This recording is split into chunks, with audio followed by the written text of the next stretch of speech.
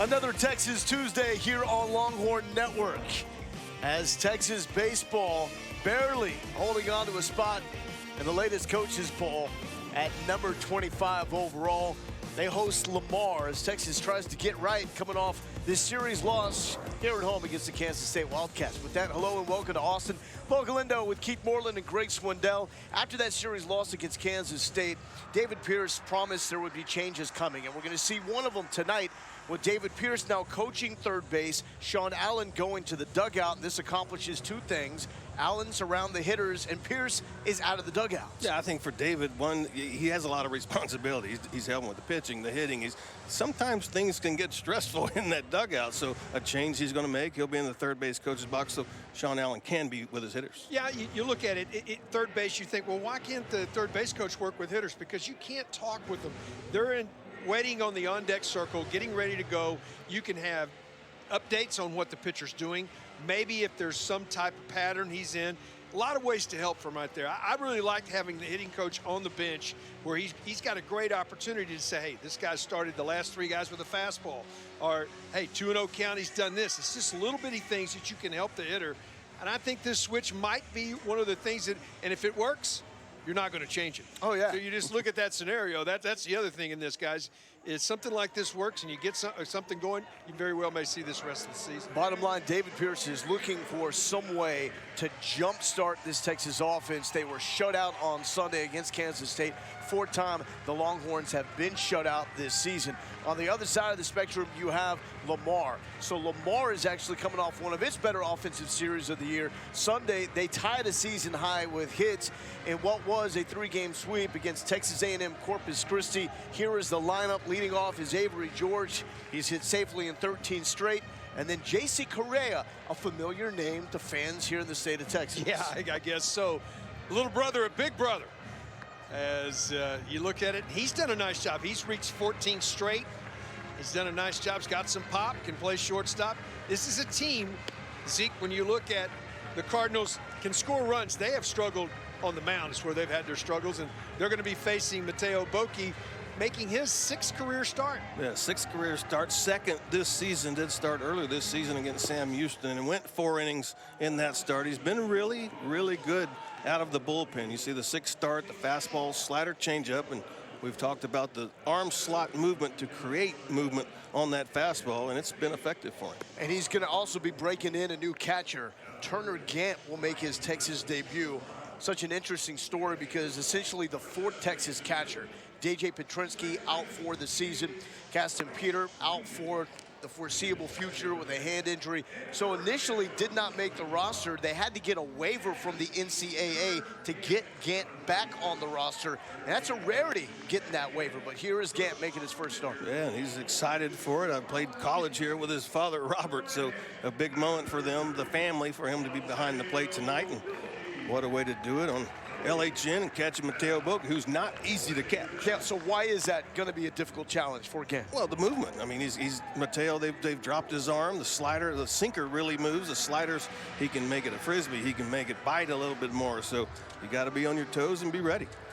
This is a game, when you start doing the math, what's in front of Texas, what they need to do, not host. Right now, talking about getting in the tournament, this is a must-win. Yeah, you've got to start looking at now those we'll get to throughout the night of what Texas has got to do. And quite frankly, Tuesday nights, you got to put W's on the board because conference play, this conference has been very tough from top to bottom. Avery George leading off, as mentioned. Right now, the top hitter in terms of reaching base safely in 13 straight.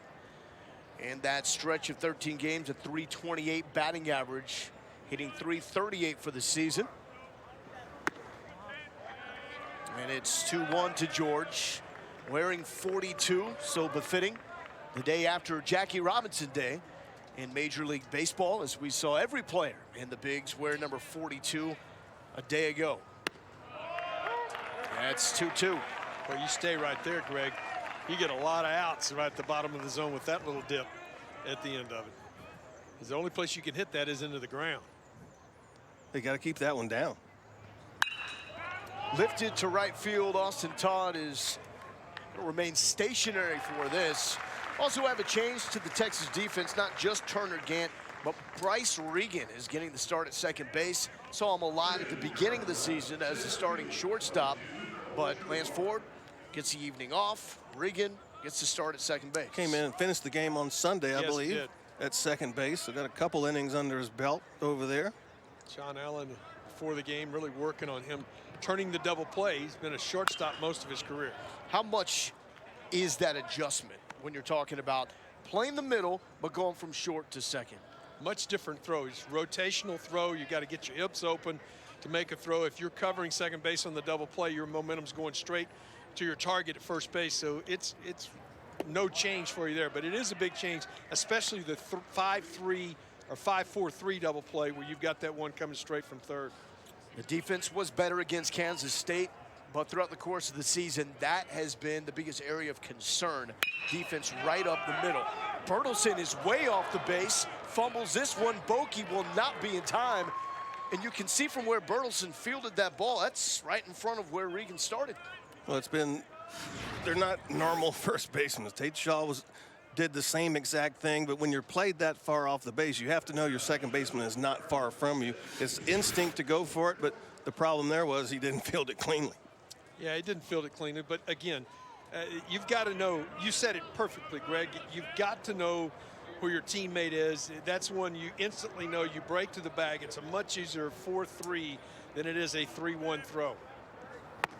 So Eric Kennedy is still out nursing a shoulder injury. He was a full go in batting practice today, the first time that he's been a full go green light since injuring his shoulder. That's the reason why Tate Shaw is out in left field, and we see Bertelsen playing first base, as Shaw has become that everyday first baseman.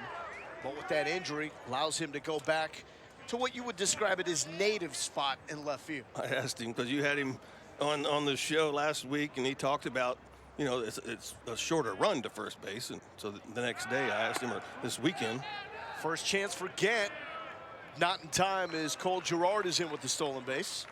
I asked him, I said, so how about that jog out the left field? You like it? And all I got from him was, nope.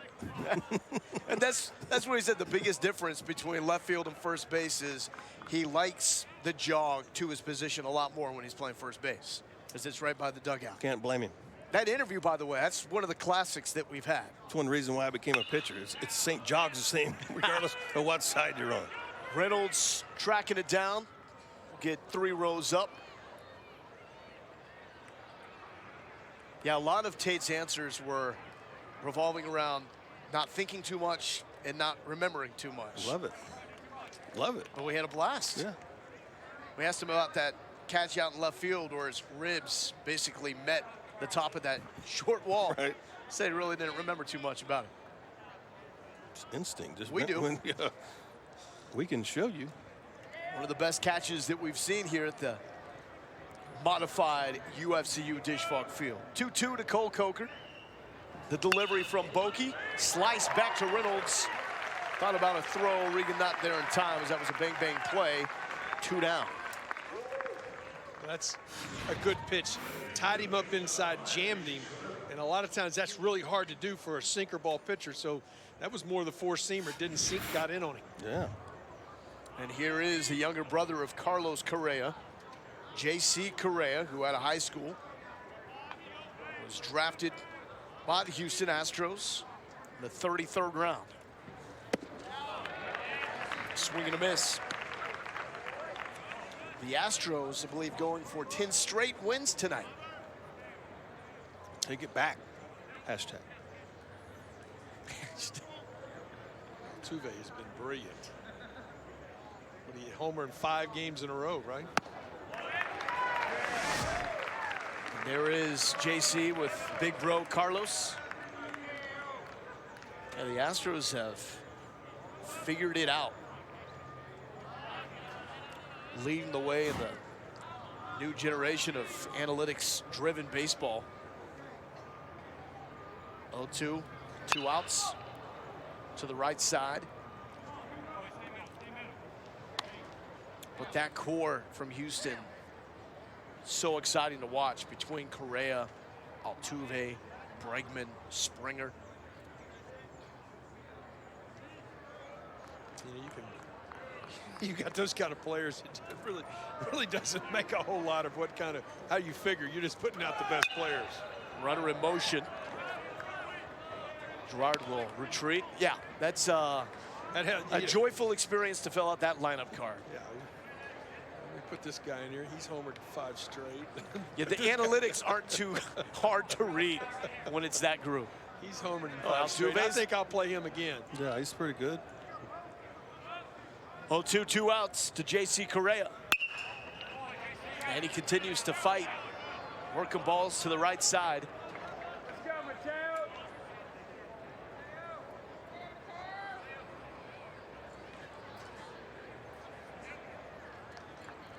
Lamar trying to strike first. Girard on second because of an E3 and stolen base. You've got to try to get this sweeper off the plate right here. You got him. He's made contact a few times. Now you have a pitch to waste right here. Get that sweeper a little further off the plate.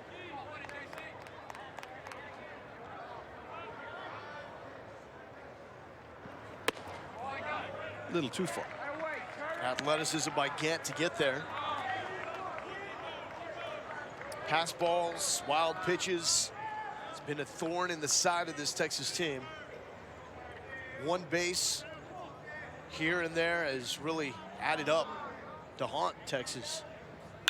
The 1-2 delivery once again fouled off.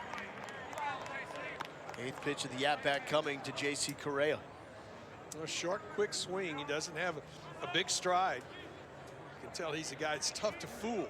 Lowell, he's a guy that's going to make contact pretty regular, but he has some pop as well. Already 4 home runs on the year.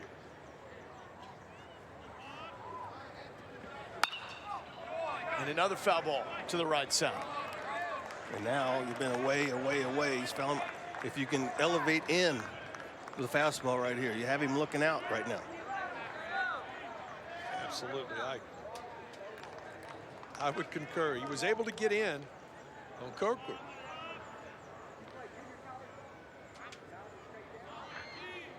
Gant sets up away. To catch the runner. Hibbler applies the tag. Girardi is out. Call has already been made. Moved out of the base path, so that does it right there.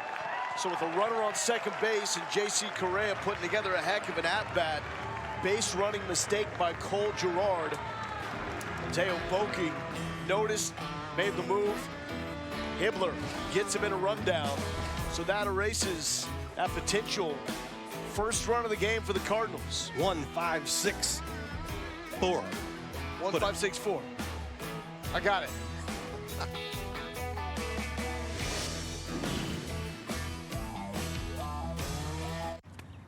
That's not Sean Allen. That's the head coach of the Texas Longhorns, David Pierce. For the first time as a head coach, he will coach third base to start off a game. He said, of course, he's had to fill in before. If Sean Allen gets kicked out of a game, he's the guy that goes over there and takes over. But this is an effort to try to jumpstart a Texas offense that really struggled, especially on Sunday when they got shut out. Yeah, you just look at it from top to bottom. I mean, the guy's getting a great chance right now is Sam Burleson. You look at that. He's a guy that he can swing the bat. He could be a real plus, and he might stay in this lineup for a while right now if he can get something done. So we're highlighting him tonight from Coach Pierce's lineup. See if they can't get something going. Trying to get that skull cap to fit with them glasses right there. Duke Ellis will lead off. 1 for 12 in the series against Kansas State. Eric Key getting the start, the junior out of Keller, Texas. Just has 4 1/3 innings on the season. He's walked 9, hit 4, and thrown 2 wild pitches. That's 13 free passes in those 4 1/3 innings, equals the amount of outs he's got on the season, 13. Command's been a problem. It's not a winning ratio, in other words. And with a short week, both these schools got short weeks with Easter coming Sunday, so I imagine might see quite a few pitchers tonight. Yeah. Ellis will try to set the table as he has done in an excellent fashion for the Longhorns. One of the national leaders in walks drawn. He sees a lot of pitches to open up games. full count. 11th nationally, drawing 36 walks. And fantastic speed once he gets aboard. 10 for 10 in stolen bases.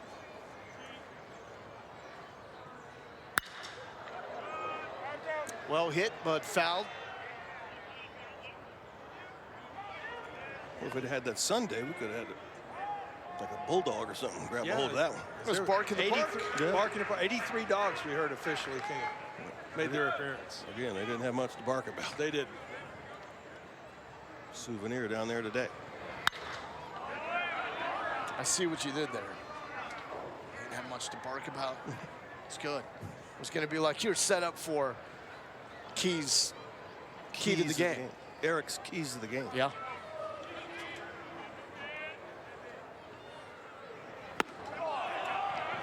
Ellis down on strikes. Key with the punch out. I'm telling you, the wind is blowing out here to Gale today. It's a great day to hit. So I'm trying to get something elevated to left field. See what happens as the game goes on. The ball had some good run to it for Key. Fastball can hit 90. Got a curveball and a changeup. That fastball had some good run. It's going to bring up Mason Hibbler. Leads the team with a 338 clip here at the Dish, and it just got better. Head down, thinking two, and here comes Hibbler. Looking for the double, he's got it. Throw off the line. I believe that hit David Wiley, the second base umpire, who was standing there, and this ball might have got away. It got him. They had a couple guys backing up. But yeah, it was offline. If it's online, we got to play it second. But slightly offline, and you'll see here. It's going to take a hop past Correa right there and hit David Wiley. Third extra base hit for Hibbler this season. Had 21 of them last season, but he is starting to pick it up. So opportunity to put something on the board here for Austin Todd. This is your guy for the Longhorns to do damage right here.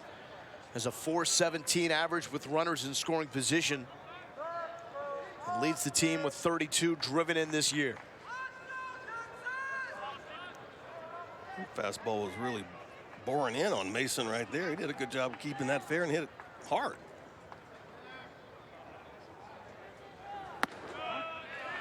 Inside for ball two.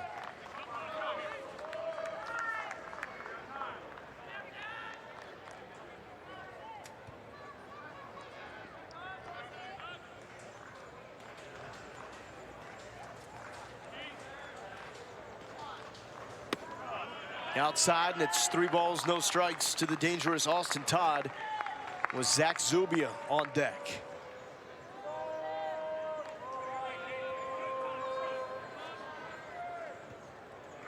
Zubia was the standout bat this weekend against Kansas State. Had a grand slam on Saturday.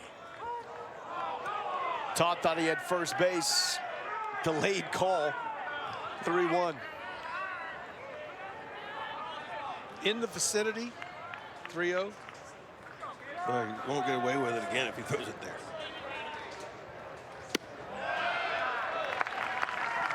So it will be 2 on and 1 out for Zach Zubia. Zubia was 4 for 9 at a grand slam, 7 driven in against Kansas State, 6 of them in that breakthrough performance on Saturday. And they hope this weekend was a breakthrough for Zubia. Was not been quite the same guy in terms of as dangerous as he was a year ago. We know what's in there, though.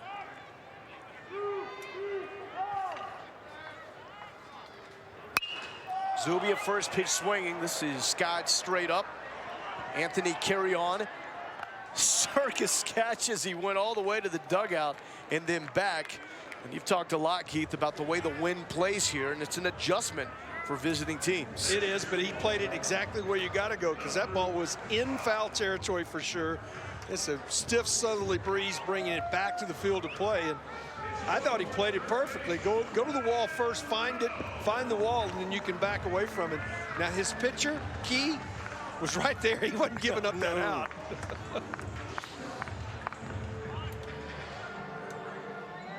Carry on covered a lot of ground to record that out.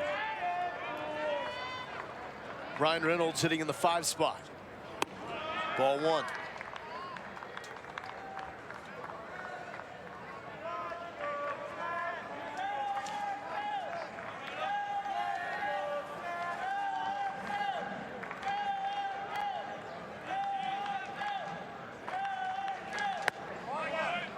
Big spot early on here for the Texas offense.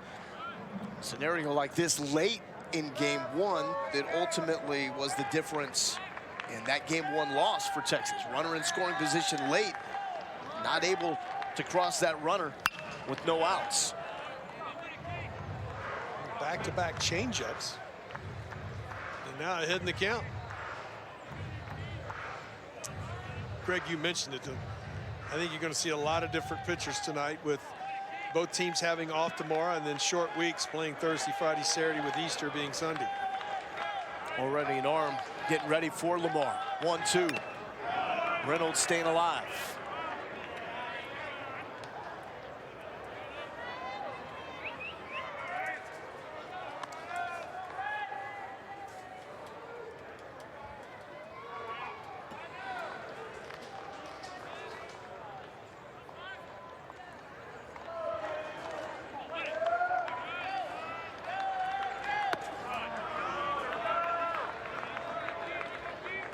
Texas shut out on Sunday. You'd love to get something going in the first inning, just sort of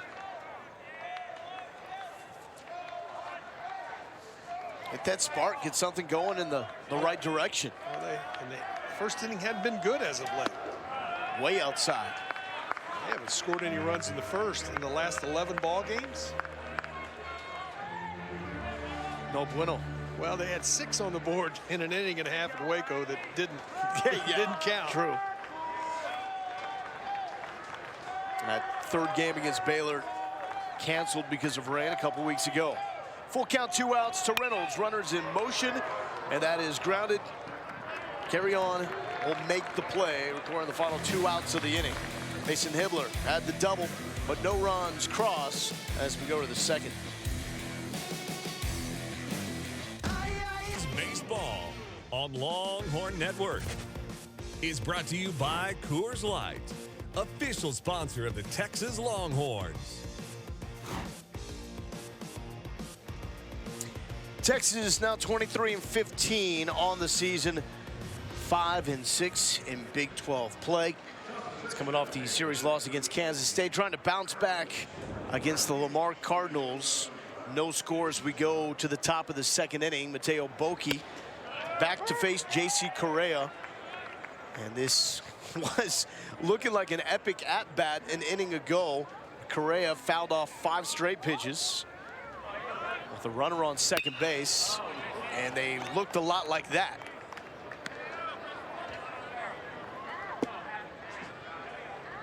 Well, he's seen a lot of pitches, so he's got to feel comfortable seeing how where the ball's coming out of Mateo's hands.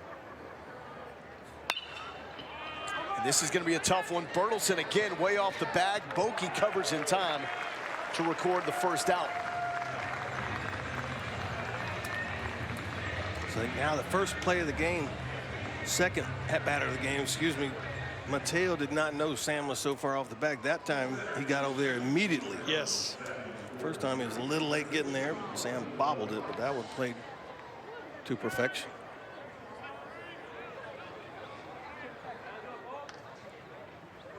This is Robin Adames from the Bronx, senior slugger for the Cardinals team. Adames was a Louisville slugger, freshman All-American back in 2016. As this one is drifting, Bertelsen wants everything. Kelly Leak. I like it. See ball, get ball. Oh, Bad News Bears center fielder said, go for everything. Well, that's Bertelsen going after everything tonight. Look at it. Easy there, Sam. They'd rather pull back the reins, though. Yeah, that's exactly right. Mateo looks as sharp as we've seen him anytime this season. This is what David Pierce also is trying to figure out. Who's going to be the Tuesday night guy? Who's going to be the number 4 starter moving forward? That one there, it took a little bit off of it. Kind of just floated that one in there. Hung it, got away with it, but still has the ability now to change speeds on that little frisbee pitch. 0-2, 2 outs to Logan Burloff. Come back on the outer half right there. A little too far out. So now you picked out there. Now, again, you thinking a pitch ahead. If you threw the fastball out, it came back. Now start that slider off in that spot and have it go off the plate. Like that. Did not go. Whew.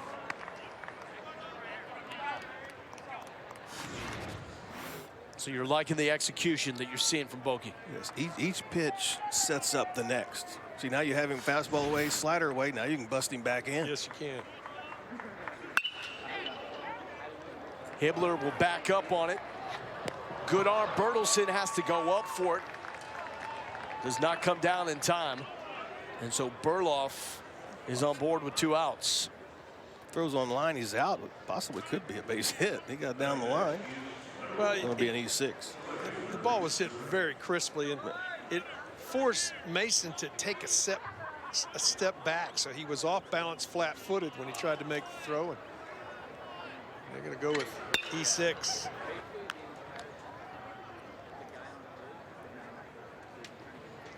So now 2 errors after going 30 straight innings without an error for the Texas defense.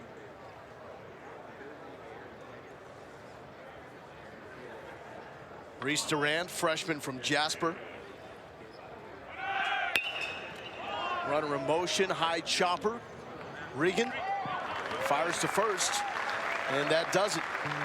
No score as we go to the bottom of the 2nd on this Texas Tuesday.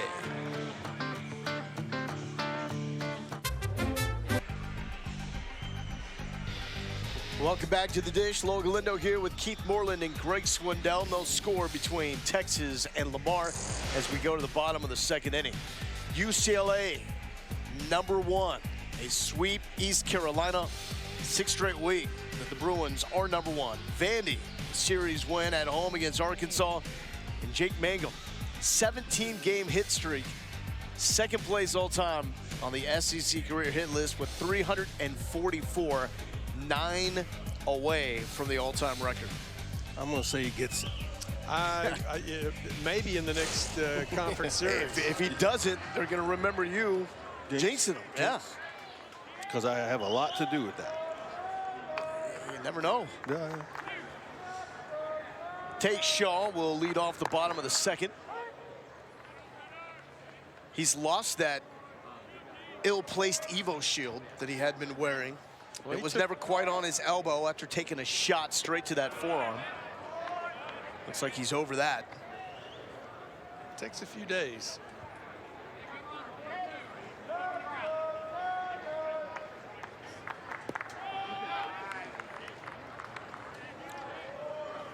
Two-one to the guy they called the Tater.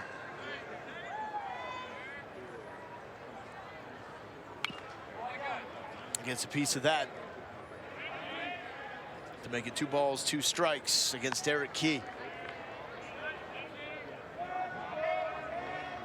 Shaw all smiles tonight. In the batter's box where he told us he doesn't think, it just hits. See ball, hit ball. Yeah.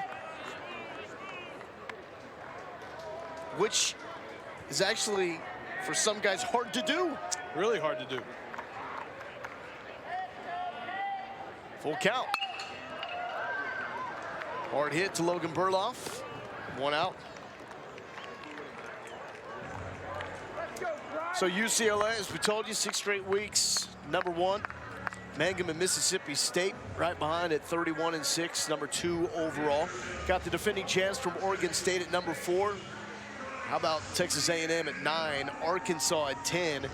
So you're seeing 2 of the teams that Texas has played already this season in what has been a juggernaut of a schedule. West Coast too, though. 3 out of 4. 3 out of the top 4 out of the Pac-12.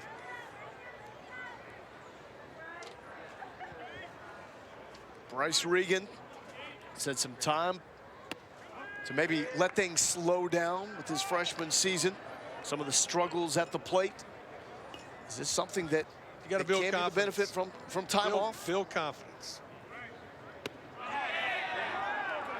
Check swing, he went. 1-2.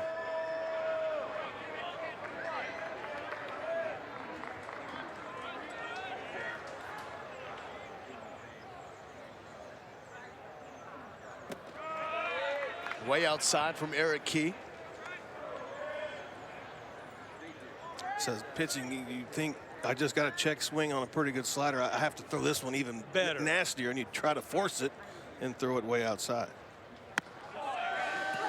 Going with the heat and gets Regan down on strikes.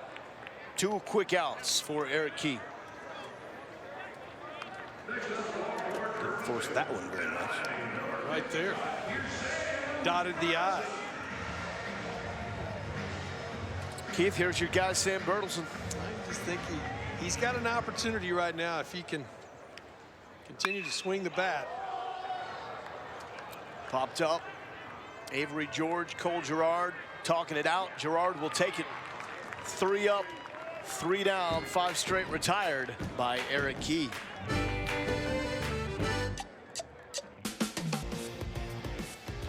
Good day for a walk or a jog, although that is demoralizing. When you're out, you get passed by the stroller. Well, I mean, one's in the walking mode and the other one is in the jogging mode. But it's probably a message that if you're in the walking mode, you may want to explore the jogging mode. Really? Yeah. So going out taking a walk is a bad thing? Well, what if you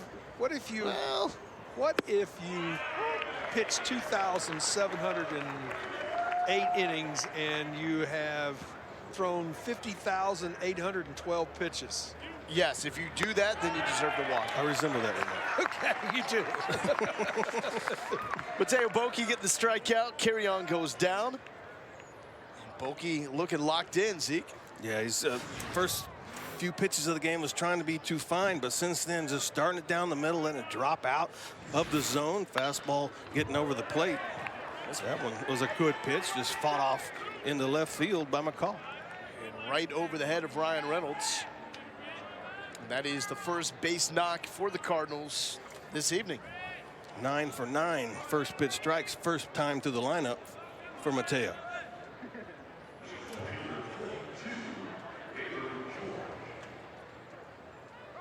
He was good in the start against Rice on Tuesday. Got the win, his first of the season. Back to the top of the lineup, and Avery George. George flew out to right field his first time up. Well, you and I were talking before the game. I was talking about how important these last 5 midweek games are going to be overall when you start looking at Texas. Good move by Boki. Texas trying to push their way into, get into postseason. And boy, this is very close. Throw was just a little bit up. Ooh, it's still very close. Yeah, it was. Yeah, you spent time doing the math. So if you look at the math, you're going to need to establish somebody established on Tuesday that can go 5, 6, 7 innings and keep you in the game. And right now, Mateo's been that best option. When his only start, he went 4 innings against Sam Houston. But yeah, we'll get him down there in a minute. Yeah, they are making Rhett McCall work over at first base. But athletic, his arm can bounce back. He can throw a lot of pitches. Yeah, he can be that guy. I mean, and when it gets to postseason, he could throw over 100 easily. Another check on McCall. All these pick moves are very close.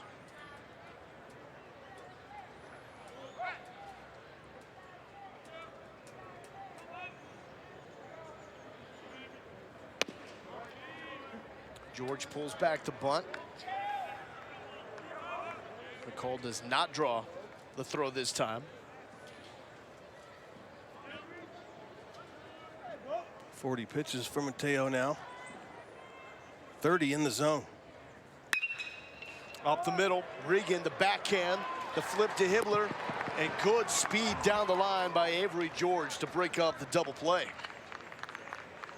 It was just not as smooth as you would hope at second base, because you got a guy that runs like George. You got to be a little. It's got to be just perfectly smooth, and you're just not going to get a guy that's got that kind of speed. No. Well, backhand by Bryce. Took him a little bit of time to get it to Mason, but the speed right there. He's off here early. Yeah, 11 to 16 in stolen bases. They probably have that scouting report knowing that Texas is breaking in a catcher for the first time. No doubt. Well, they've already tried 1, 2. He was going to third base early in the game and got a foul ball. Well struck to center field. Duke Ellis is back. He's on it. And that will do it in the top of the third inning. Still got no score as we head to the bottom of the third. Turner Gant due up.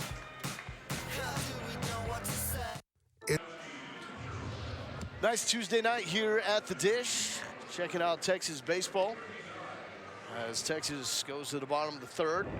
And we'll see a new pitcher. A.J. Osorio Brace checking in for the Lamar Cardinals, freshman from Katy. Freshman right-hander. Started out his first 8 appearances of the season. Went 13 innings, just gave up a run.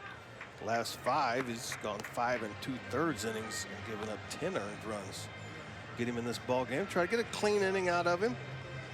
Get him ready for the conference weekend. A.J.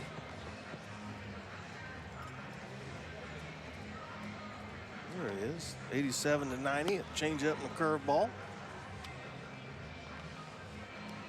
And how about the nerves and the emotions going through Turner Gant right now? And maybe his dad, Robert, as well, that played with you, Zeke, here at the University of Texas, gets to see his son step into the box for the first time. Gant was essentially the 4th catcher. And Texas was not going to carry 4 catchers, so did not make the roster. As a student here at the University of Texas, Petrinsky goes down, season-ending shoulder issue. Caston Peter hurts his hand, and all of a sudden it's down to only Michael McCann at catcher. So David Pierce gets a waiver from the NCAA, a rare one at that, to allow them to bring back a player that was not kept on the roster. And Gant is now here, so he doesn't have the reps even in practice that all these dudes on that top step have. Learning baptism by fire. 0-2 for Gant.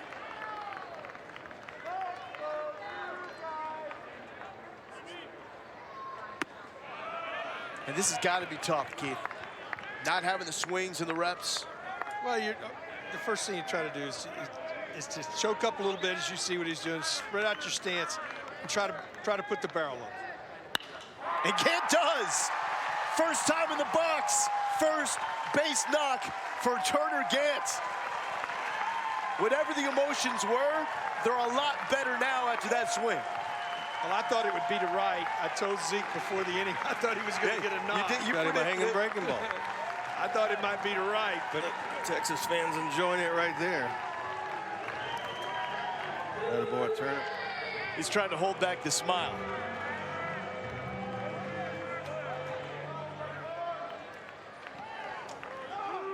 Here's Duke Ellis.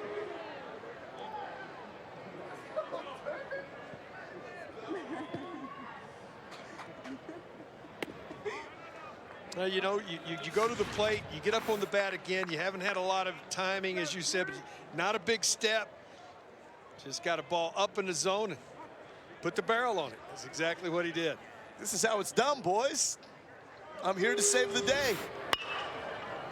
Chop to first. Carry on. In no man's land. Safe. Ellis tumbling. But after beating the tag. It's just one of those mistakes you make when you look at second base. And because of that, it cost an out. Cardinal have struggled defensively right here. You make a pitch, you should have got an out, you didn't get. I don't think he's on the bag yet. Right there, Duke beats him just to it. If he gets it with his toe, he's out, but he had his heel on the bag. Duke got in just before it. This could be reviewed. Speed kills right there for Duke Ellis. As of now, an infield single for the speedster from Nacogdoches. And they will go to a review. Yeah, I think once you see it again, the ball's hit slow, you're not going to get it. You might get me at second base. You're not going to get anybody else. Get the guy at first, immediately get the out, the hesitation, and Duke getting down the line. Well, it's hard to know the speed when you don't see a team a lot. But you got to understand that the leadoff hitter's probably got great speed. Probably does. You should know who's at the plate. And you turn and look at second base. At that point, it's going to be very difficult to get an out. What's the heel? It gets the back of the bag, the right field side of the bag, right after Duke touches first. So if his foot is on the bag, when he receives the ball, he's probably out. The front of the bag, yeah. But it's not. But the foot is not down. Right there, you see Duke just before the heel gets to the back of the bag. That's all. That's a timing thing, too. And a quick review. One of the quicker reviews that we've seen. And Duke Ellis safe at first, so an infield single will stand. And if you're just tuning in, David Pierce, part of the changes is that we're coming. We'll see one here as Pierce is coaching third base tonight. I think this calls for a bunt. Move the runners up. The Cardinal looking for it. Both corners are up. Up to Mason Hibbler to get that bunt down. He shows and pulls back, strike one.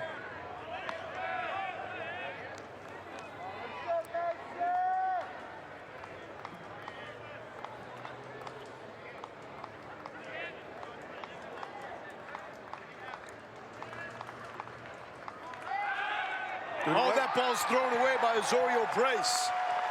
Gant will take third. Ellis moves up to second.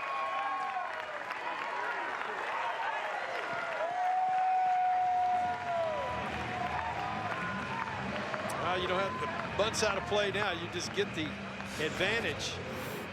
Lamar has struggled defensively, much like the Longhorns have hit this year. That throw not even close. He got the flash sign, the hand from the second baseman, and then delayed in his turn to second base, and then just threw a two-seamer out there. That ball just went in, straight into center. Infield back, especially in the middle. Hibbler already with the double. Try to get the Longhorns on the board.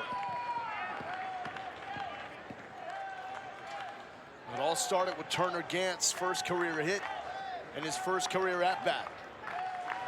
Duke Ellis followed with an infield single, and the error has moved both to scoring position. Up the middle, Osorio Brace fires the first. Didn't even have to check the runner at third base. Nothing happening there. Well, now you got some options. If you wanted to walk Todd, you could bring Zuby to the plate. That's dangerous, but you're also bringing a chance for a double play. I would think the corners will come up. They will still play back in the middle here. But you can see first and third thinking about cutting the run off at the plate. Second straight inning, or second inning tonight, the first and now the third. The Longhorns have had a runner in scoring position with one out, and they were not able to get Hibbler across in the first. Trying to score Gant and Ellis right here. 13 in the third inning since the last run for Texas. Pull the string right there.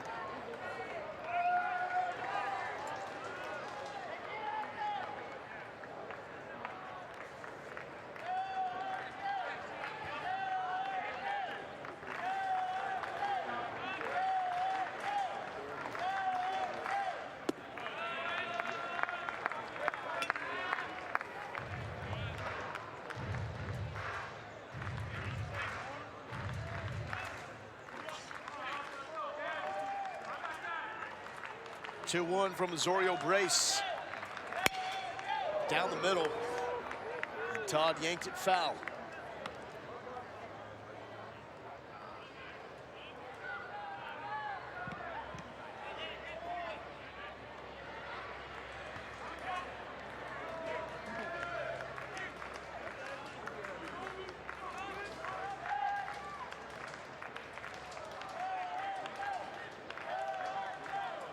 Two to Austin Todd. Way outside, nice pick by Rhett McCall. Saved a run. There's nothing you can do that. That's just the luck of the pick. I mean, Look what I found. yeah, you get out, you just try to do the best you can to get your glove on it to knock it down. And it's just stuck in the webbing. Full count to Todd. To short. Correa will go to first, and the Longhorns are on the board.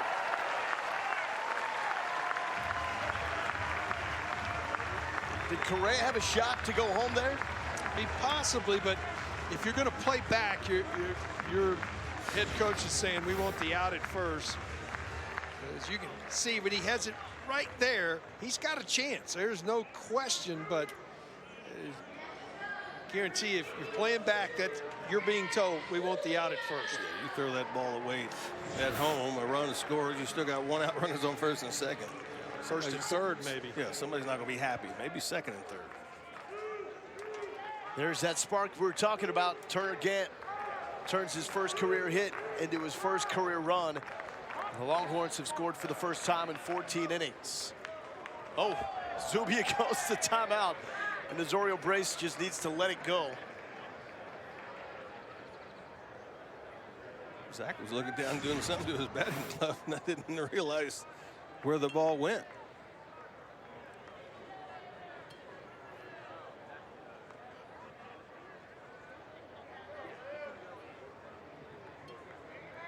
By the time he turned around, he didn't even realize that Zubia had called the timeout. So prompts a visit. And a new baseball.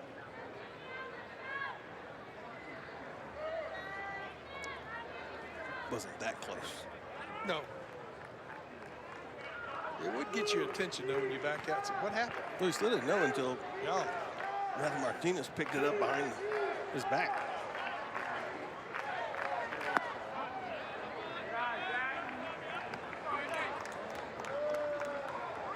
One 0 to Zubia.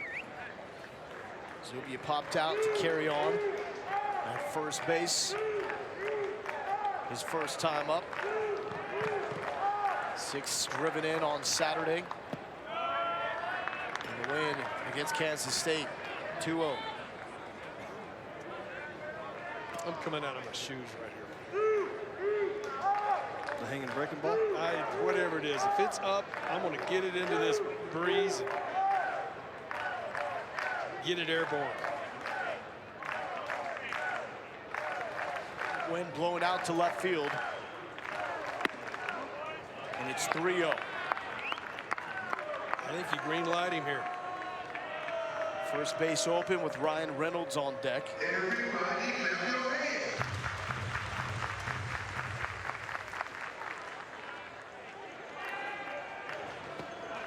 3-0 way off. And Zubia's on board. Were they pitching around him there? Sort of look like it. I got to feel with college hitters or college pitchers, I don't even take a chance of throwing around anyone. I just give them now, just send him to first.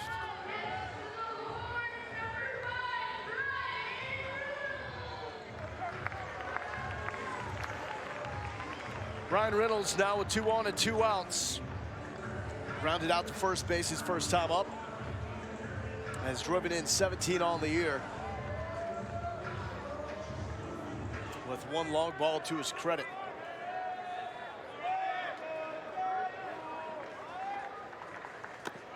And that hit him. Bases are going to be loaded for Tate Shaw. With 2 outs.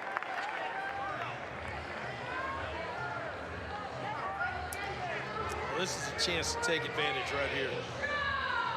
See if you can't get some separation here. Got an early lead. You'd like to make it a crooked number. And for some reason, Tate Shaw is much better in these situations where you would think there would be all the pressure on his shoulders than when there's no one on base. Shaw delivers again. He doesn't think, he just produces. Ball gets away from George. Shaw looking for 3. 3 runs are in, and Shaw standing up on third.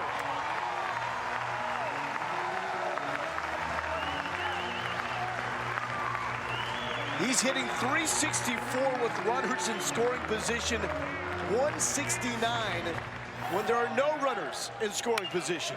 He gets a pitch, it's down and in, just drops the head on it, but you can see Shaw right here sees the ball being bobbled. He's thinking about 3. I think it's a double with 3 ribbies, and then he gets the last bag, 0 to third on the miscue and right.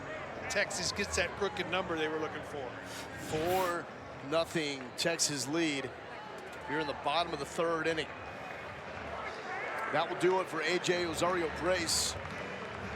Cardinals bringing in a new pitcher, trying to get them out of this bottom of the 3rd. Started off with Turner Gant. He gets his first hit. Tate Shaw driving in 3, and it's 4-0 Longhorns.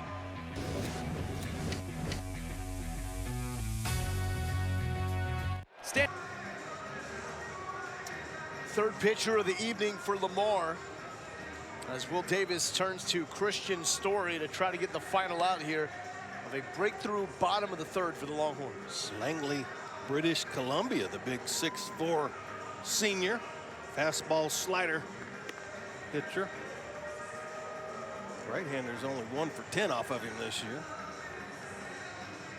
Good sink, good slide, and limited action, making his 6th appearance.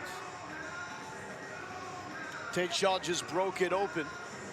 But they doubled down the right field line that was misplaced by the right fielder. Allowed Shaw to take 3rd, 3-run score, and it's 4-0 Longhorns. After this inning was jump-started by Turner Gant. 2-strike count. Coming up with his first career knock and his first ever at-bat at the University of Texas. This is Bryce Regan that will try to bring Shaw in from 3rd base. Regan 0 for 1. The strikeout looking. Breaking ball for strike 1.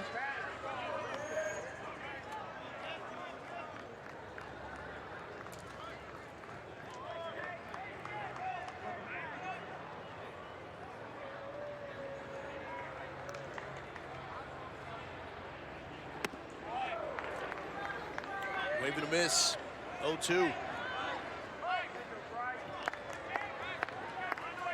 First one, a little curveball from Story. That one there was Had a little more bite to a it. traditional slider.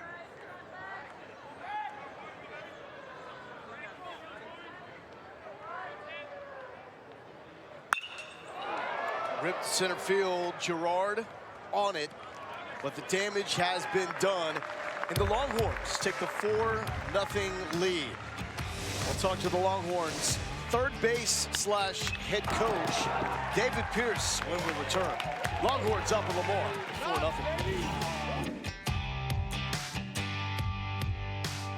4-0.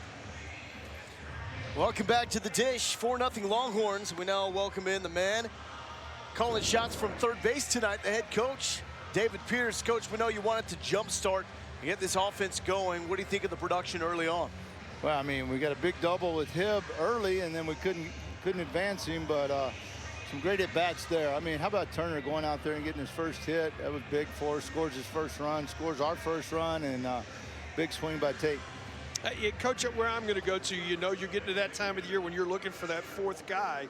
And Mateo right now has established the last couple of Tuesdays that he's the guy's willing to go out and throw strikes. Yeah, no doubt. I mean, but, you know, he hasn't been really extended, so he's probably got about 60 to 70 max in him. I hope he can get us to there. I think you should wear your helmet tomorrow on game plan, Coach. Okay, I'll wear my helmet if you come out in shorts and a T-shirt. How about that? There you go. It's a deal. Thanks, Coach. Appreciate it. Cole Coker leading off. One foul down the right field line. So this is essentially what Coach was looking for. He was just looking for some energy, for productive at-bats, for guys to have a team concept when they stepped into the box. And one of the best at-bats you talked about, Turner Gant down 0-2 and puts that ball out in left field. Coker goes down on strikes. I think more than anything, he was looking for energy. It comes sometimes with a with a good chewing out. I don't know if he did that or not, but have a talk to him, and then had him out early today swinging. So, I mean, sometimes you have to wake them up a little bit. Sometimes, though, when a guy that's he's not used to playing and he gets in there and then something good happens for him, it really, you and I both have been around big league clubs. So a guy that's been around, doesn't get a lot of playing time, and all of a sudden gets in there and does something good, it just energizes the entire club. You saw the first guy that was up right there was Michael McCann, had the towel, waving the towel. And he may be the happiest guy out of everybody to see production behind him at the catcher spot. Sure. I mean, it's a night off for Michael McCann, which isn't going to happen too often. So he's taking advantage of it, and right there on the top step. And that was DJ Petrinsky by his side. Petrinsky was the everyday catcher last season, had shoulder surgery. We'll get a medical red shirt, be back for the Longhorns next year. And a guy that was the top hitter, in the words of David Pierce, as Correa goes down on strikes. And when healthy, an excellent defensive catcher as well. Third strikeout from Mateo. That one right there, just like a late, it stopped when it got there and then broke. He's getting a feel for this. It's interesting to hear what Coach Pierce said right then when he's talking about stretching him out. Well, you don't want to hurt anybody, but I think 65 or 70 tonight, then he gets a week and gets ready to go, and then he's ready to go next week, and you can start getting him to 100 in a hurry. Now the start against Sam Houston, 4 innings on February 26th is when he went 68 pitches. Starting to feel it right now. Since then, his most was 4 1/3 against Incarnate Word, and he threw 48 pitches. Bokey locked in. Just looking free and easy on the mound for the Longhorns.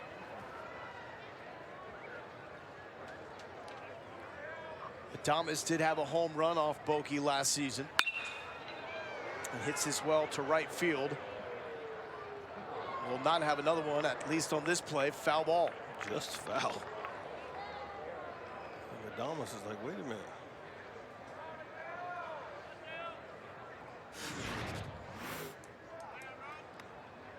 Gets right down in that corner. Ooh. Ooh. Austin Todd it becomes an umpire right there. You see that ball's foul.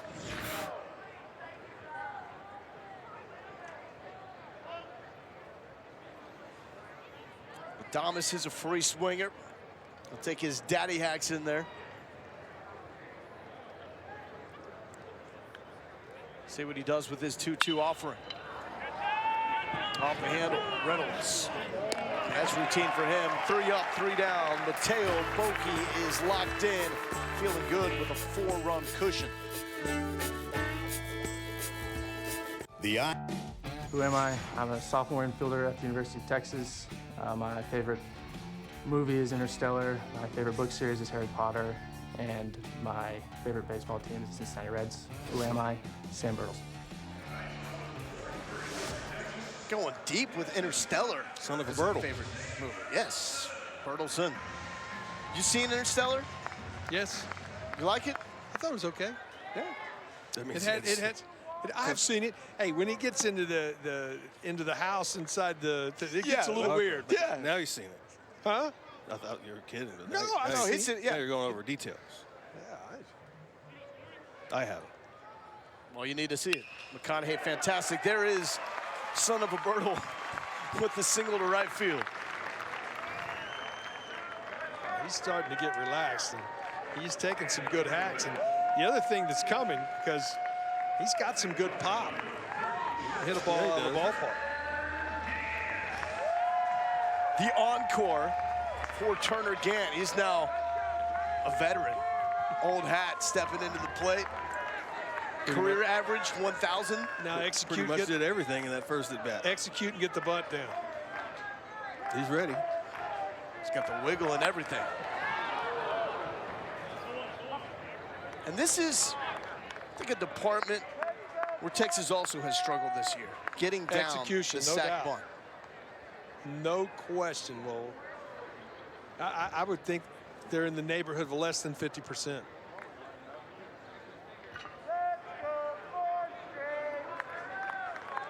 .23 so far on the season. That's Another opportunity. another fouled. Could see it again here.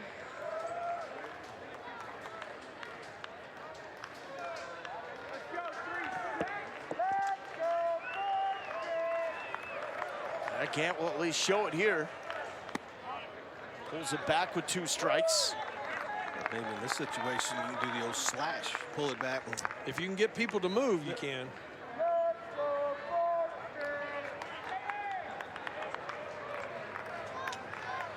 So with 2 strikes, Gant looks like he will bunt again. And goes down on strikes. it is one of the hardest things to do, get the bunt down, especially with 2 strikes, but you have to bunt strikes. Yep. You have to make the ball be over the plate. 2 of the 4 pitches he went after were not in the zone. His lifetime average now drops to 500.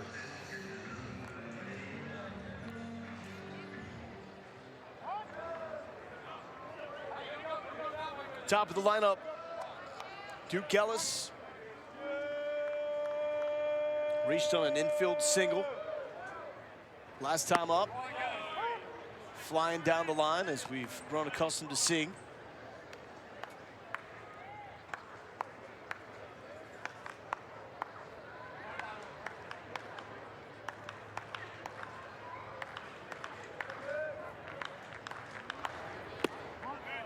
Outside for ball 1.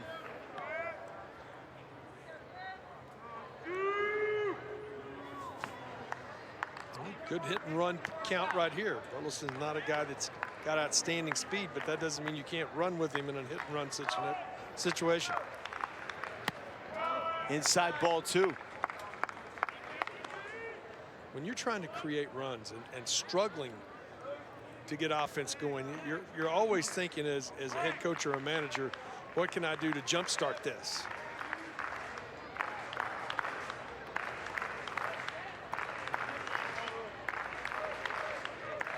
Bertelsen is off. Ellis is swinging. There you go, Zal. Get the hard hat on. It's outside my Put on the pay Scully grade. and give some signs. It's outside my pay grade.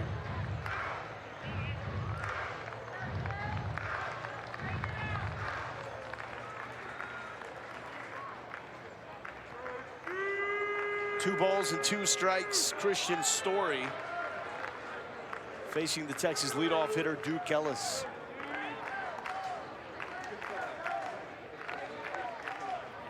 Bertelsen stays put. Fouled off by Ellis.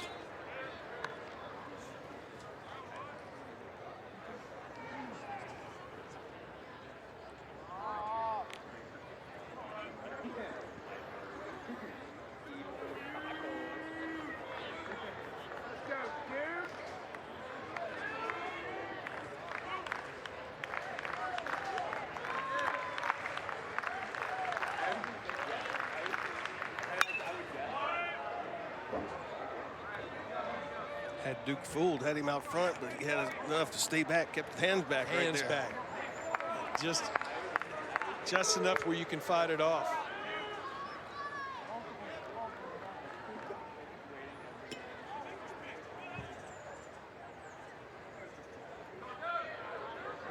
Left-hander up and starting to throw in Lamar bullpen. Bertelsen faked the steal. Hit on a line to left field, but Durand is there. And the hits haven't been falling from Duke, but he struck a few well against Kansas State. Hit some on the button. It's going to get them to go down. Find vacancy.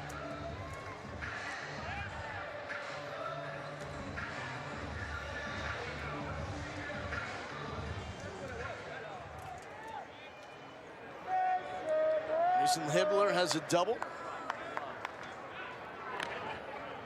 Quick check on Bertelsen over at first base. Hibbler with a double down the left field line and a weak ground out. Back to the pitcher. Average is a far cry from where it was after the first few weeks of the season. And it's moved in the positive direction, now up to 242. First half of the season down around the 140 mark. Second half, he's up around the 340 mark.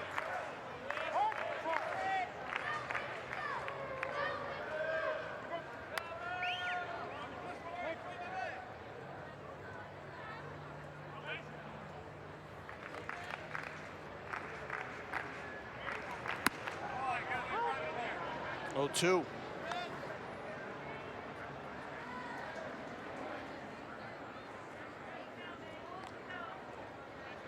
Lots of options now. Go back outside with that fastball, or you can go to the slider.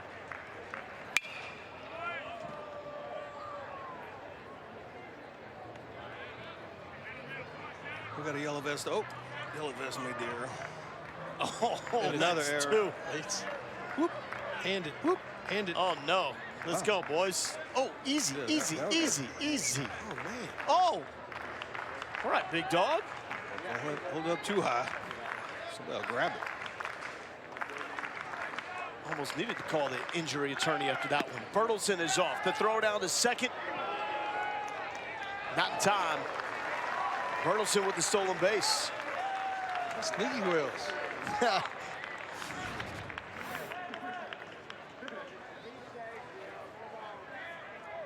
He can't get in that Sneaky Wills club since that is his first.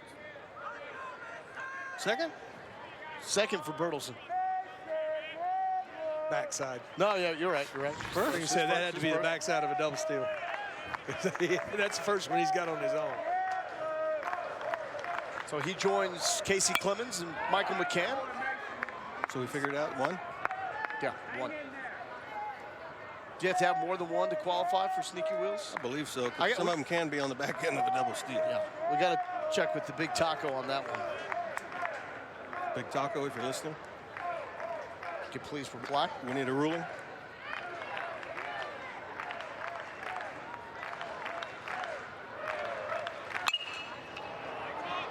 Popped up to center field. Everybody at second. Gerard makes the catch. Nothing on the board for the Longhorns. In the 4th, we go to the 5th with the Horns leading 4-0.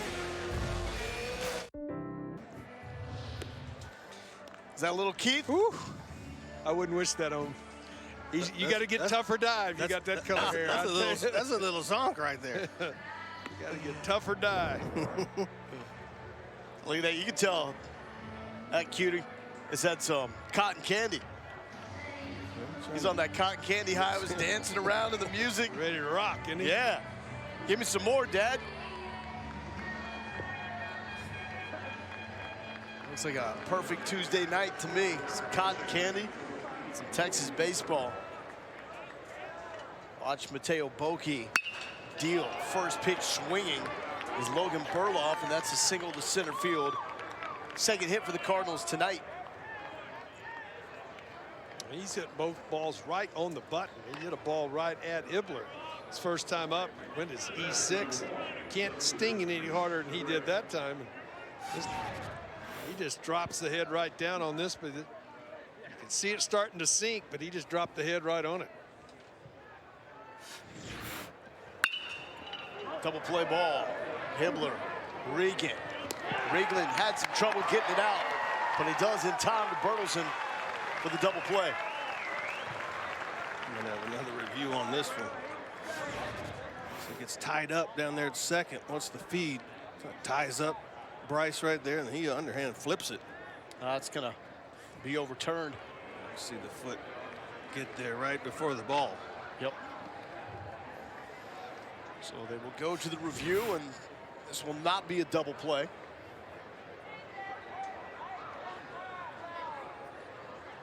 And again, Flo, it's not. It's learning. It's trying to understand how to play second. That's what's so different between second and short. It's such a different feel because it's short, your movement is going all the way to first base. So everything that comes at you from the first baseman, the pitcher even, everything's taking you with you as a right-handed thrower. But when you come in at second as a second baseman, you've got to go to your left, and it's just so much different to get in position to take and open up and try to fire the ball, you know, especially if it gets in on you a little bit where you don't have your hands out away from your body. See the review. It shouldn't take long either. Yeah, his foot's on the bag long before the ball gets there. Well, you could see the athletic ability right there. He knew he had got tied up and had to get rid of it, and that underhand flip got rid of the ball quick. Durand has gone all the way back to the dugout. He was called out, so I think he has to. Okay. Well, now he will be allowed to return to first base.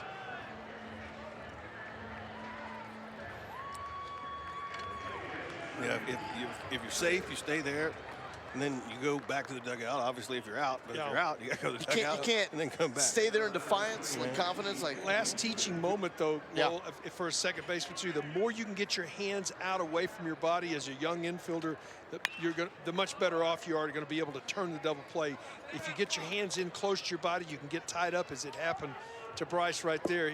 His hands were into his body, so he had a really difficult making the transition.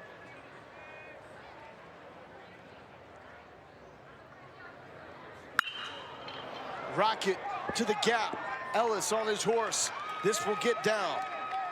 Here comes Durand. Durand looking for home. The throw from Hibbler. Get with the tag. Got him.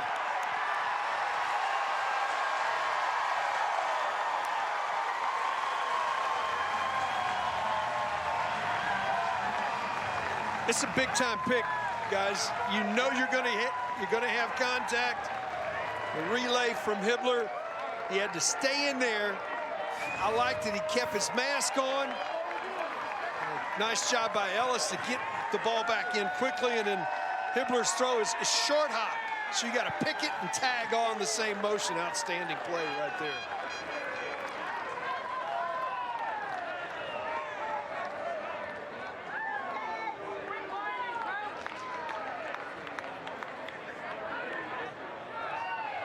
First game of his Texas career.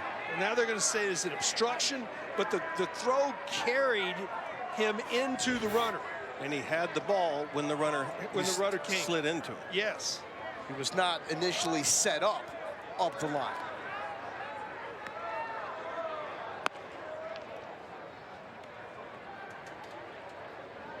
At least we know there was a double on the play.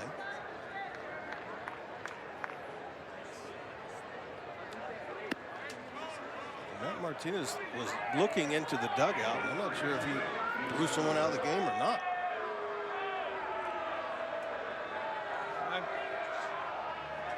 So this obstruction is reviewable,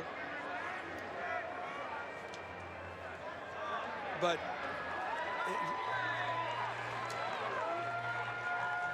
there was no intent of obstruction. No, he came up the line to get the baseball. And once he had the baseball, that's when the runner slid into him.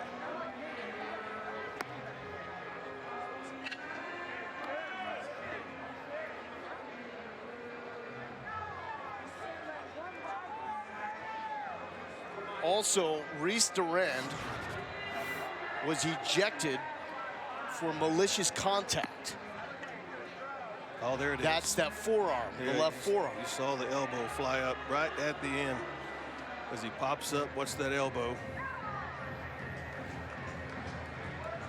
Yeah, Gant comes up the line to field the throw. I think immediately, watch Matt Martinez. Yes. Gone.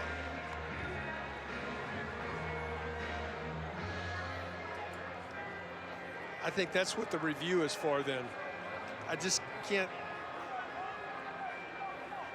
believe there would be any obstruction call. I mean, yeah, if he was set up the line, he went and had to go before the throw was made. Took him in that direction.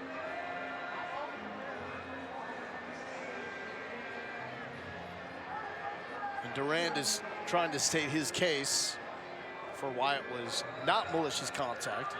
in his eyes, and that's what they were confirming. So that signal has just been made that Durand is ejected for malicious contact.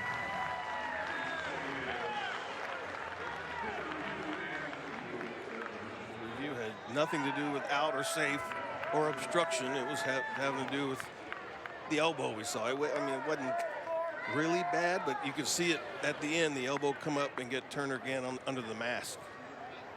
But going back to that play, the relay from the outfield, from Hibbler, then to Gant, the pick, the tag, was nice. Everything has to work perfect.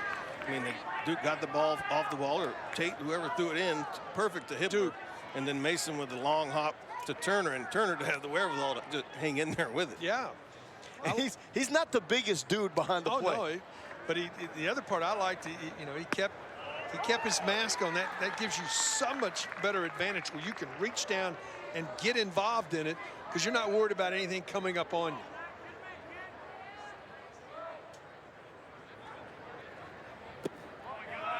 So after all that, Lamar still with an opportunity to get on the board here as Rhett McCall is looking for his second hit of the night, with Carry On standing on third. To center field. Ellis on the run makes the play. But the Texas defense erasing a run by Lamar. Here is the collision between Gant and Durand. Gant gets the out. Durand is out.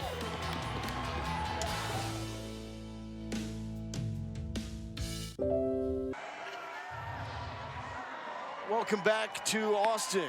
Bottom of the fifth now, Longhorns with the 4-0 lead over Lamar. So changes as Cole Sechrest is the new left fielder. He comes in for Durant, who was just ejected, and a new pitcher for the Cardinals as Dylan Johnson checks in and is the fourth pitcher for Lamar tonight. Dylan Johnson, freshman out of Splendora. Fastball, slider, change up from the lefty. 12th game of the season. We talked about this team could swing it a little bit. Problem was on the mound, and again, numbers slightly elevated right there for the young freshman. And strikes. We've seen it all across college baseball a lot this year about the inability to throw strikes and those extra base runners.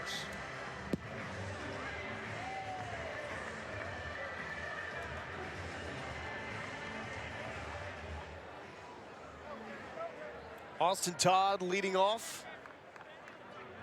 Longhorns scoring all 4 of their runs back in the third. An inning that started with Gant's first career hit, scored his first career run.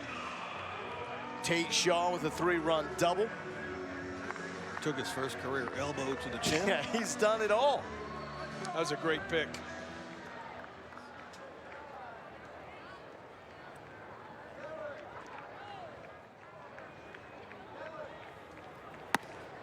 It was off the bat of Todd. And Gant scored back in the third. Ground out to J.C. Correa at short. Play that could have been an opportunity for Correa to go home. Gant scored. Couple batters later, Shaw ripped one down the right field line.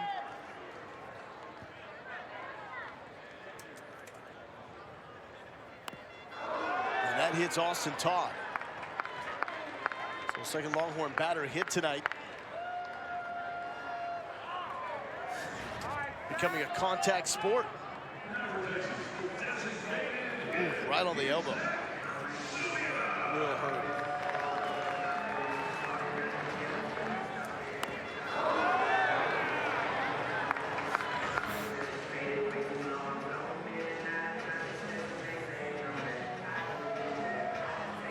He's going to put a man on for Zach Zubia, looking for his first base hit of the night. Popped out in foul territory. Also drew a 4-pitch walk. And another pop out potentially as Avery George makes a late adjustment to play the wind. And one down. It's still blowing out of here quite firm. Anything to center and left is going to get great carry. To right, it's going to come back towards center field.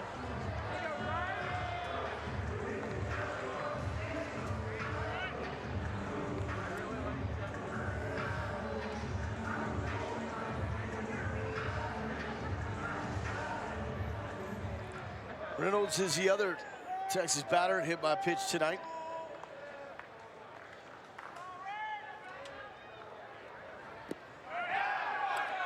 Todd will take second as it gets away from McCall.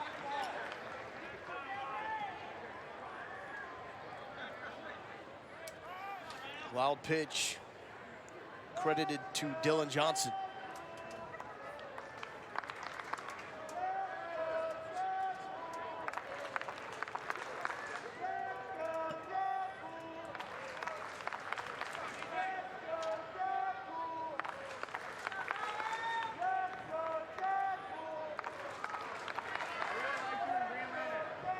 That's a chant of "Let's go Deadpool."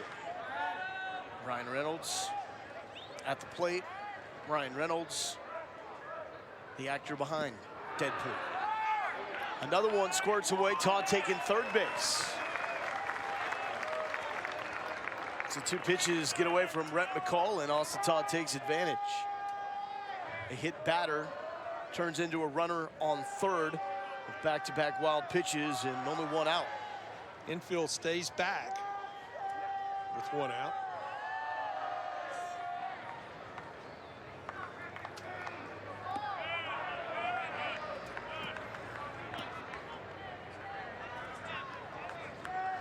Starting to get some activity in the Texas bullpen as well.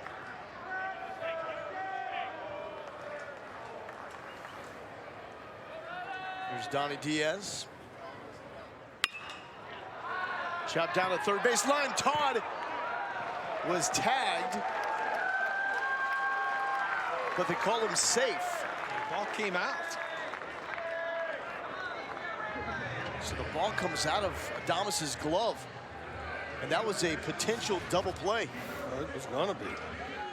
Austin Todd doesn't realize where Adames is. Just raised right on it, but the ball pops out there right at the end. Looks like he was wanting to go in to grab it, but it fell out before he could get his hand in his glove. Is that on the transition, though?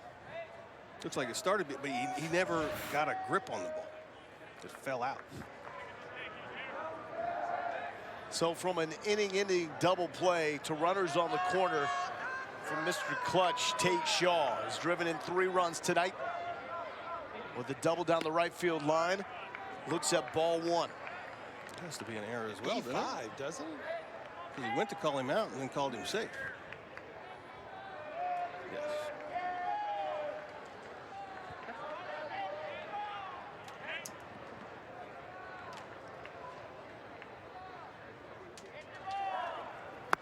So fielder's choice and E5. Shaw swings through that.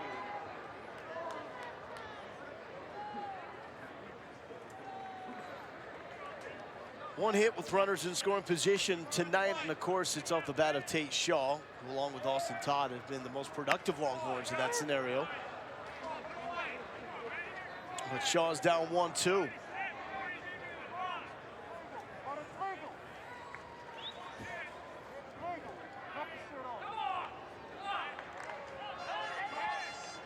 .394 with runners in scoring position for Shaw. He throws his hand out there. Yeah, he's staying here down on strikes.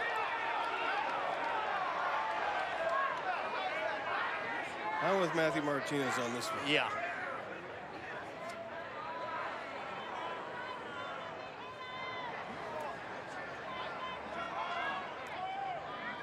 Chance to look at it again.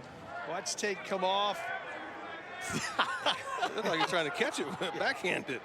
I mean, I don't know what you could, from what we see, I don't know how you could argue that. It is a reviewable play, but once they get a chance to review this, you can see his arm come off and go directly to the baseball. It might have been a strike. Bold strategy, Tate Shaw.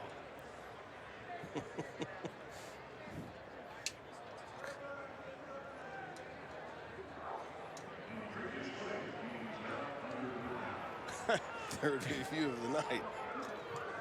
This could be a quick one. First two have been fairly quick. I don't know how this could be a lengthy one.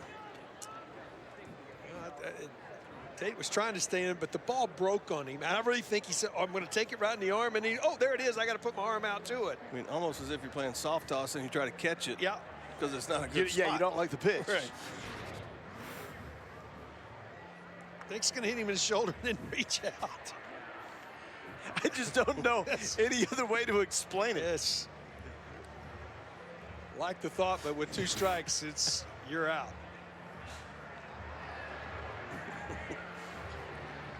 Goes as a strikeout. Yeah, he was fooled because he thought it wasn't going to break, and then it broke. Yeah. His reaction, that was just, it's going to hit me? Yeah. No, it's not. I'm going to, now it is. I'm going to let it hit me. We're going to the bullpen. Will Davis out to make the change. That's the pitching coach, actually, for Lamar. And we will be on to pitcher number 5 for the Cardinals. Lefty leaves, righty enters to face Bryce Regan. Runners on the corners, 2 outs. Regan at the bat.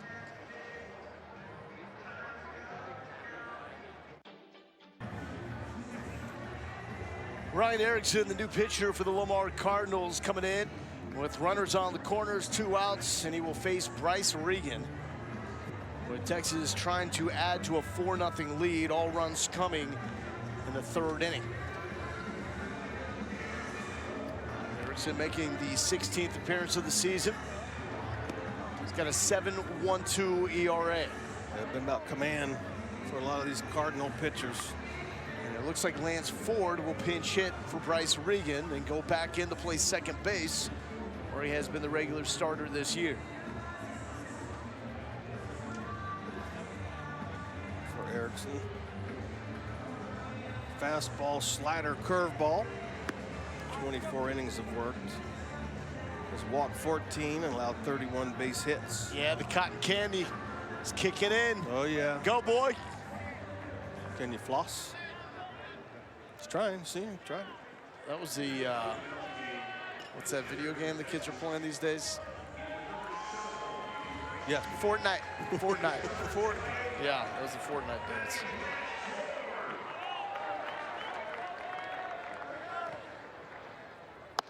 Best video game out there, though. MLB The Show 19. We'll get into the significance of that game in just a little bit and why it affects Longhorn Network. Sad How about night. that for It's a sad night. It is a sad night for us. It's a great video game, though. I believe it's going to get a lot better. Just saying. We know a guy.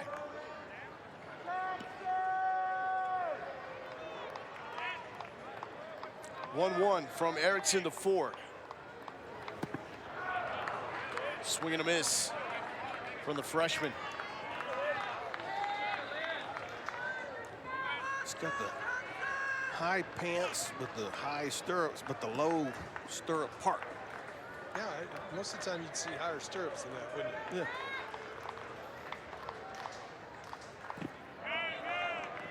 Reynolds doesn't know what's going on. He's caught the rundown. Now he breaks. Todd comes in. The run will score. Yep. So a heads-up base running by Austin Todd. So Reynolds stopped right before second base, caught him in a rundown, and Austin Todd was able to cross the plate before Reynolds was tagged out. 5-0 Longhorns. All right, stand corrected. Ryan Reynolds did know what was going on the whole time. It looks like this was designed. I think it was designed. You see Austin Todd waiting for the right moment. Once that throw goes back to first, he was gone home, and Ryan Reynolds does his job, stays in the rundown just long enough with the stop, drop, and roll at the end. Stop, drop, and roll. Gives The Texas pitching staff another run to work with. 5-0 as Donnie Diaz enters the game. Donnie's been throwing the ball well. Last saw him against Rice. We did. Inning in the third. Give up a hit. Struck out a hitter. First career save for the Longhorns. Yes. He takes over for Mateo Boki, who threw 14 balls, 8 in the last 4 innings. Got 15 outs, threw 49 strikes. Very good night for Mateo Boki. And Ford stays in the game at second base. He will be the hitter at the plate. Longhorns come to bat in the bottom of the 6th. Avery George 0 for 2. Leadoff hitter for the Cardinals. And George has a 13-game hitting streak on the line as we enter the 6th inning. Strike 1. Make it 2-1 from Donnie Diaz. Diaz was on the shelf last season, coming off the Tommy John surgery as George was trying to lay down the bunt. Used the substantial wheels to get on base. 3 hits for the Cardinals tonight. And it's going to be a full count. 2 singles and a double. The double led to that fabulous relay from Ellis to Hibbler. Capped by Gant. Tagging out Durand at the plate to keep the Cardinals off the board.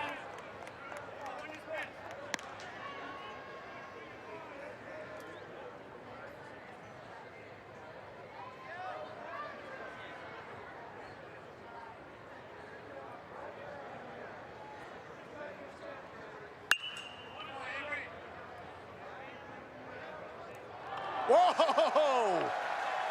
What a catch! Out and felt it. This was fabulous, and he gives up the ball. I'm telling you, this was Willie Mays over the shoulder. Oh, man. Look at that. Catch of the night. Polo grounds eat your heart out.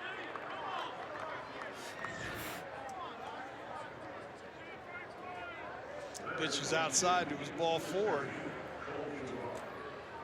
George is a threat to run at any time, even down here 5-0. First walk of the game for Texas pitching. George with speed to burn, 11-16 on stolen bases this season. Stays put here. Gant keeps it in front. Diaz struggling to find the zone. Here's Cole Girard. 0 for 2. Yeah, 5-0 lead, Greg. You come out of the bullpen. My first thought is, I got to make them hit it.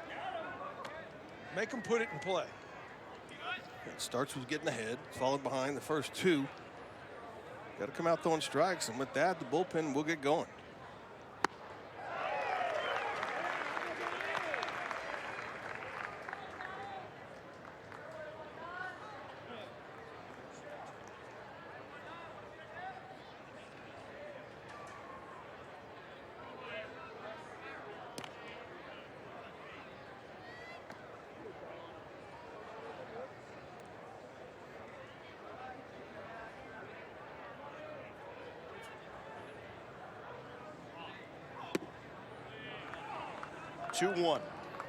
Called a balk.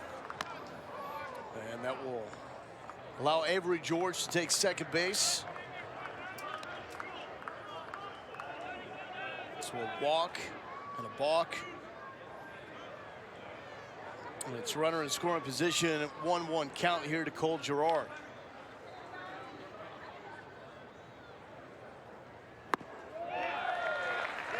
And I think we've seen lately with David Pierce, he's tightened the reins on the pitching staff, especially the bullpen. The moment a guy shows signs of being in trouble and not finding it, a lot quicker now at this point in the year to make a change. I think you can get in trouble throwing strikes and letting them hit it. But getting in trouble by walking hitters isn't going to get the job done. Down on strikes. Gant will check George over at second base before throwing to Bertelson, 1 down. It's the slider under the bat right there. Good stop by Turner. It was. Donnie's got a combination of 4 pitches, but it's all dictated for me is his ability to get ahead, because he can do a lot of things to you once he gets ahead of you. And I'm a firm believer. I mean, if you come out of the bullpen with 4 pitches, you better have them all working. Yeah. You really need to come out and have, your first pitch, your fastball, get that over the plate, and your secondary pitch, whichever breaking ball it is, fastball or slider, have that one working. You can't. It's really tough to come out of the bullpen in situations and have 4 ready to go. What's the best that you see a Diaz offer? I think we saw the slider, the curveball, slurve. That pitch right there, you can get that over the plate, and he can locate the fastball. The other times when you get ahead 0-2, now you can try that 3rd or 4th pitch maybe, but you don't want to. Yeah. When you're struggling with the others, yeah. stick with them. Stick with the ones that are working. Right there, has him looking for that off-speed pitch. Sneaks a fastball down the middle. So back-to-back strikeouts for Donnie Diaz, getting Gerard and now Cole Coker. And I think, like you said, David Pierce has had the quick hook, and Donnie Diaz walking a balk. He told himself, hey, I got to start throwing If I want to strikes. stay out here. Right. Yeah. Mateo Bocchi, fabulous performance, 63 pitches, 5 innings of shutout baseball, no walks. Did not have a 3-ball count when he was on the mound. Attack. Yes. So he's a guy that's stating his case now into the second half of the season for his role as the number 4 guy. Throwing 5 shutout on Tuesday with no walks, that states pretty good. Yeah, and now you can have a whole week, prepare, get yourself ready, because they got a tough one. Or he's got a good, I mean, his arm can bounce back. If you need him for 1 or 2 this week. Probably could use him, yeah. Because it's a short week, Thursday, Friday, Saturday. Throw 1 or 2 Friday if you need him. Come back next Tuesday. Because next Tuesday you got a tough one. You're Bobcats. on the road. 20 miles down south. 2-1 to J.C. Correa, younger brother of Carlos Correa.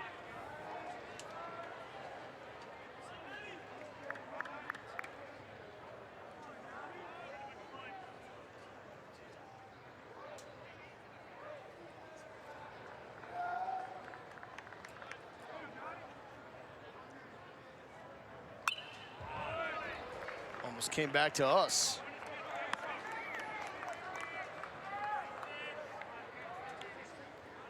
So Astros will be in action tonight against the Oakland A's, trying to make it 10 straight wins. So probably time for JC to catch part of his brother's game. Ripped up the middle. George will score to get Lamar on the board. Full count, 2 outs, and J.C. Correa delivers for Lamar. He's been fighting off pitches all night long. And this is a breaker ball that stayed up in the middle of the zone. He's just got a really good compact swing. And you see, short, quick, just rips it right back through the box. No chance to get George at the plate.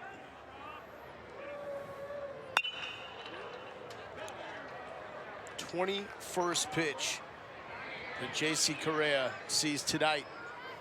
He delivers up the middle to get Lamar on the board.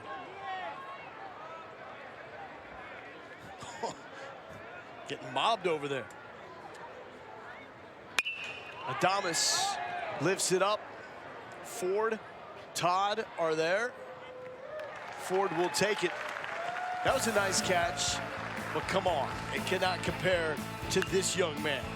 Going over the shoulder, feeling the fence and making the grab. Webgen, hello.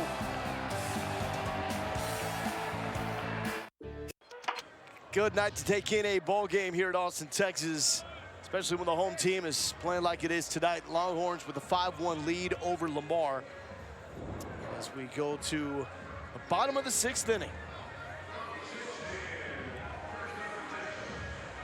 So Lance Ford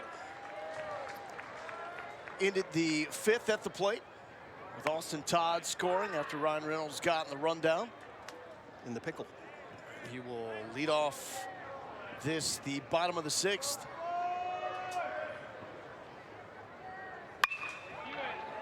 To left, that's Cole Seacrest, who entered the game for Reese Duran. He was ejected after that collision at home with Turner Gant. Makes the grab, and 1 down. Like a few years ago, I don't think much would have been thought about that play at No. home, but rules have changed. Yes, they have. The elbow flew. You used to be able to just run over the catcher. Yes. if he was in your way. Try to knock the ball out. You probably got ran over a couple times. Yeah, huh? Dave Parker got me pretty good. Oh, Dave Parker. You didn't get mad, did you? Not was at a him. I was mad, but I looked up at him and said, Yeah, I'm not going to be mad. All right. What is a man of that size? Who runs over you harder, Dave Parker or Earl Campbell? "Phew." Earl Campbell made you quit football, didn't Yeah. So, he? No, thank you. I got hit by Jesse Arriaga when I was 12, and I didn't play football anymore after that. that was your end of your day? Yes, I saw stars, literally. Look out.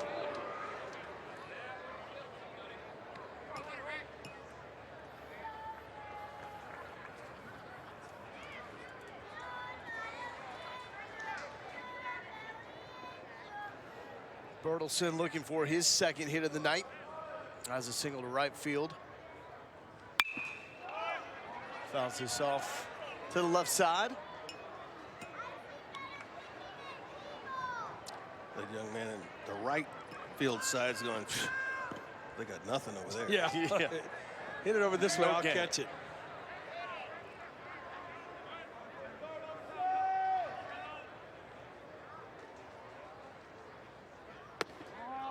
I mean, that was legitimately one of the better fan catches I've ever seen. He felt the trash can was right there. Yeah, It was a fence. He had obstacles. He felt himself nearing everything and got up and He had obstacles. yeah.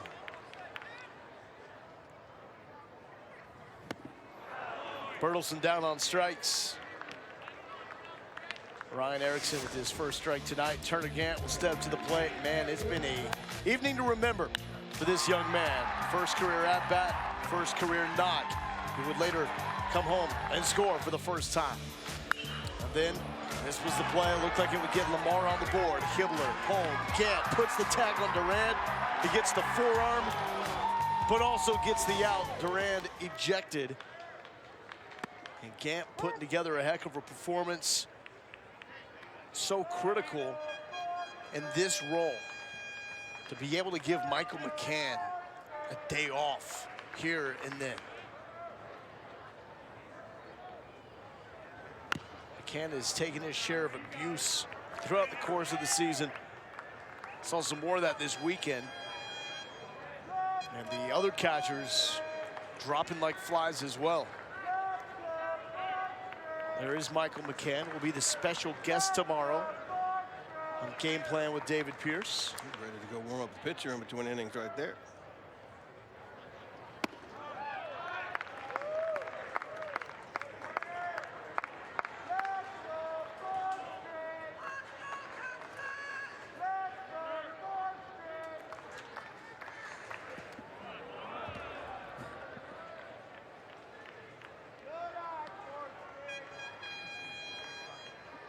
Always hated it when regulars in the big leagues got the day off. They didn't know how to act on the bench. They do silly things. Would you watch the game? Just quit. Yeah. I mean, That trying is to so hot true. foot I people. got chuckled because that is Yeah. so true. They didn't know what What to am I do. doing here? Let's shoot pumpkin seeds at every. What am I why don't you doing just here? Go up in the clubhouse, please.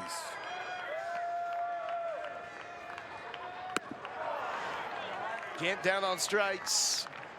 As Ryan Erickson gets 3 up, 3 down. We go to the 7th with the Longhorns leading 5-1.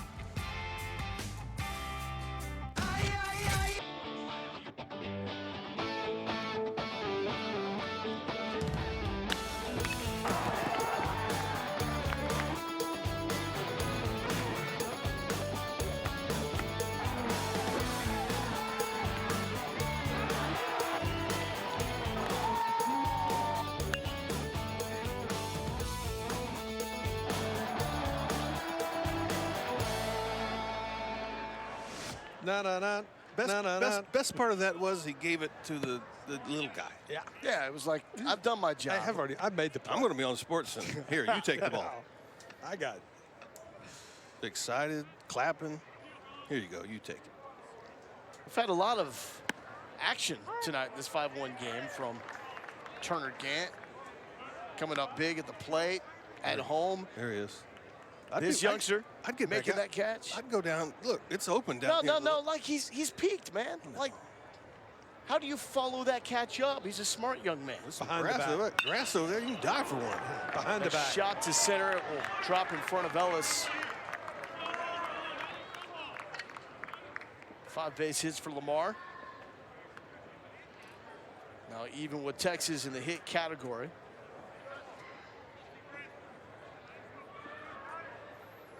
This is Cole Seacrest getting in place of Reese Duran. Third time Burloff's hit the ball hard. Right on the button. Yeah, bounces. Can't. Keeps it in check. Seacrest, the sophomore from the Woodlands. We started on fire last year.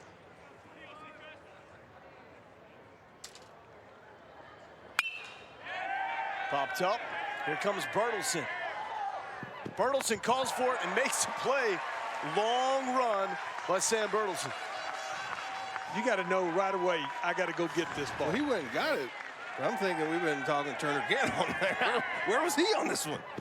Must not have seen it right off the bat, but good play right there by son of a Bertel.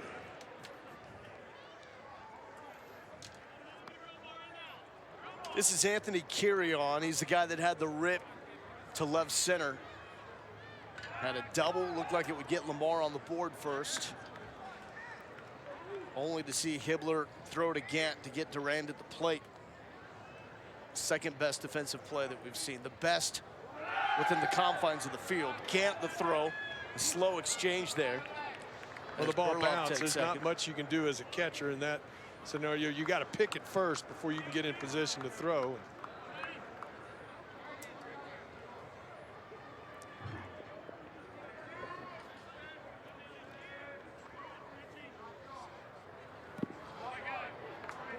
So a couple of guys not easy to catch for Turner Gant. Talked about the movement on Mateo Boki's pitches, and Diaz is making Gant work as well. Exactly.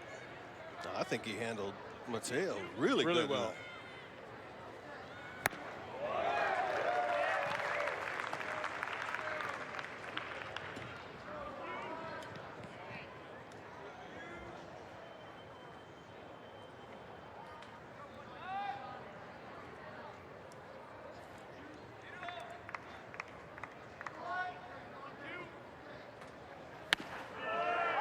Good spot from Diaz. Yeah, really nice job of framing that pitch as well.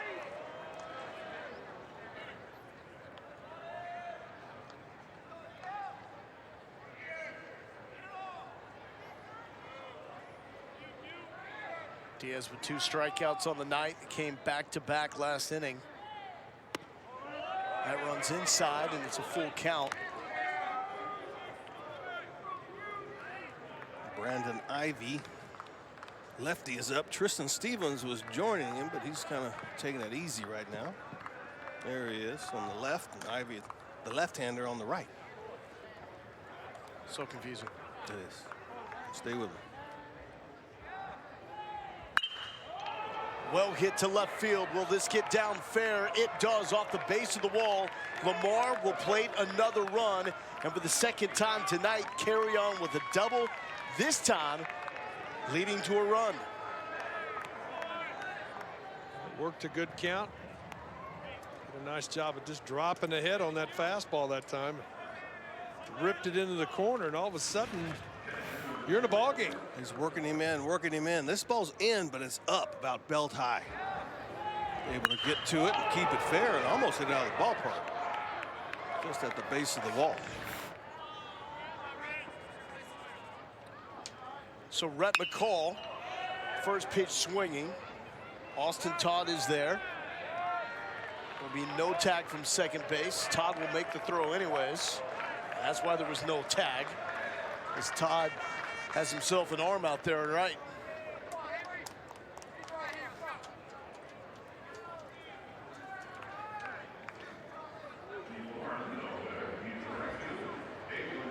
It's a big out right here for Texas. Found a way to scratch out 5 runs in the game and only 5 base hits, and you can see here comes David Pierce to make the change. Ball game is still very much a ball game right here. Oh, yeah.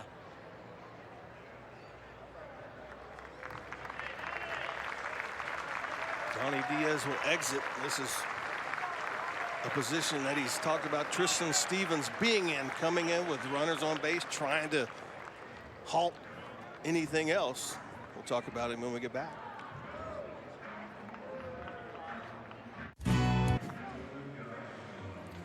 Tristan Stevens will try to get Texas out of a mini jam once again. He's got a runner on second base with the leadoff hitter Avery George stepping in, and Tristan Stevens has been used in this spot, and lately he's been getting Texas out of spots like this. Yeah, been getting out of spots and pitched 2 1/3 this weekend against Kansas State and struck out 4, but really big in these spots. This time last Tuesday had runners on second and third with 1 out and struck each hitter out when he came in the ball game and ended the threat. Just needs to get 1 right here, and it's the #1 hitter, Avery George. George, 13 straight games, he's recorded a hit. It's on the line here in the top of the 7th. Stevens with the first pitch strike, coming back outside to make it 1 ball, 1 strike.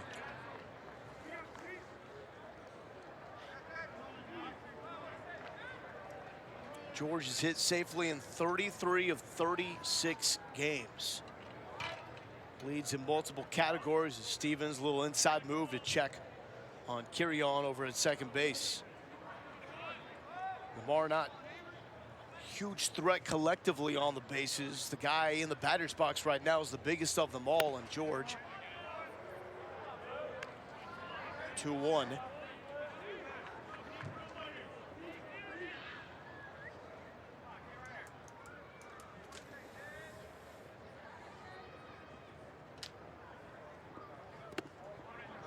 Oh, nice pick right there. It sticks. Sometimes it doesn't, but all of a sudden now this is a crucial pitch. Tying run is in the on-deck circle. Let's go, Tristan!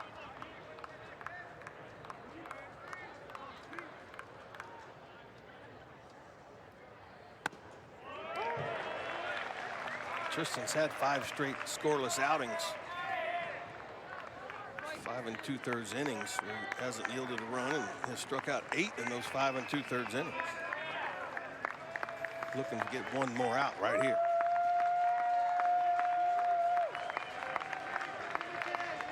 Full count, 2 outs. Breaking ball, defensive swing from George. Well, he had him fooled, Lowell. It just was a hanger. Can't believe our guy didn't catch that one. I was expecting him to climb, jump over the fence. Yeah, he'd have to go up. It would have to be bring it back. Well, show me something. He already did. I know.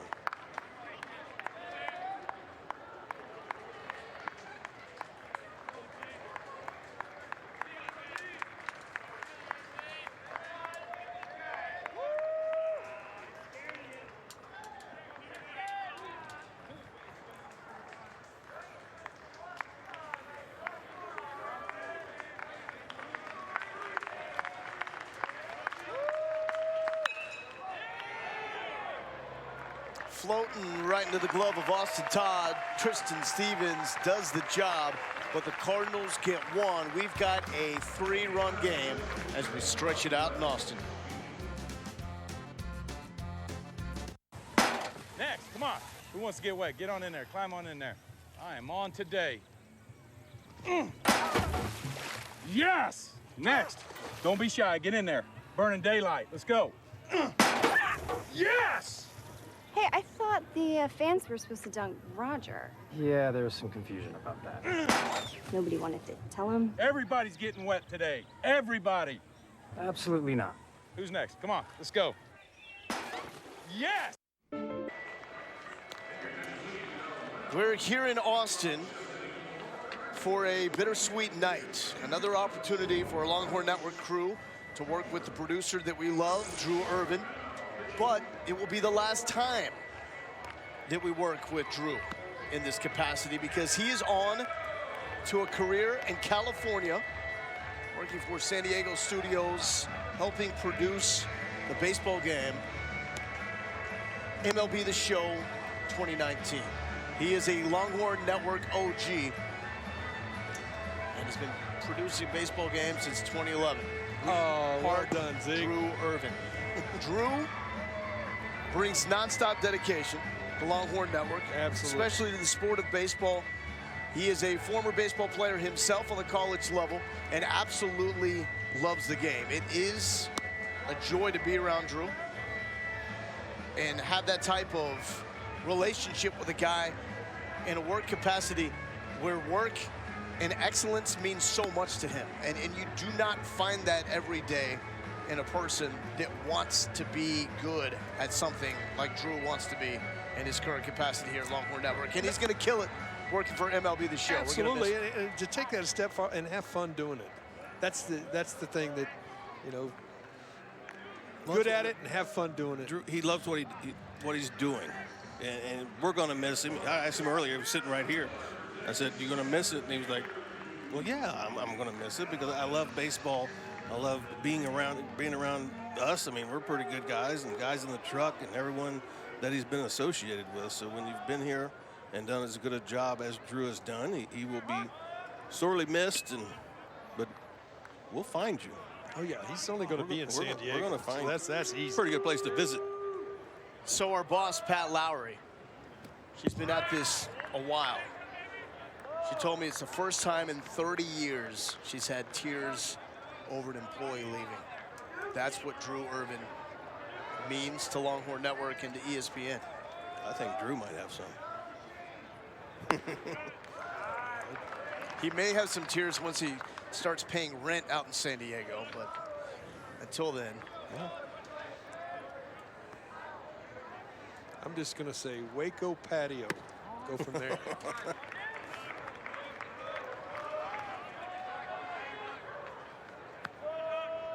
I like that it said Longhorn Network OG. I'm all down with OG right there. So wait. Duke Ellis with the leadoff walk. New pitcher is Douglas Palmer for the Lamar Cardinals. Junior from Denton.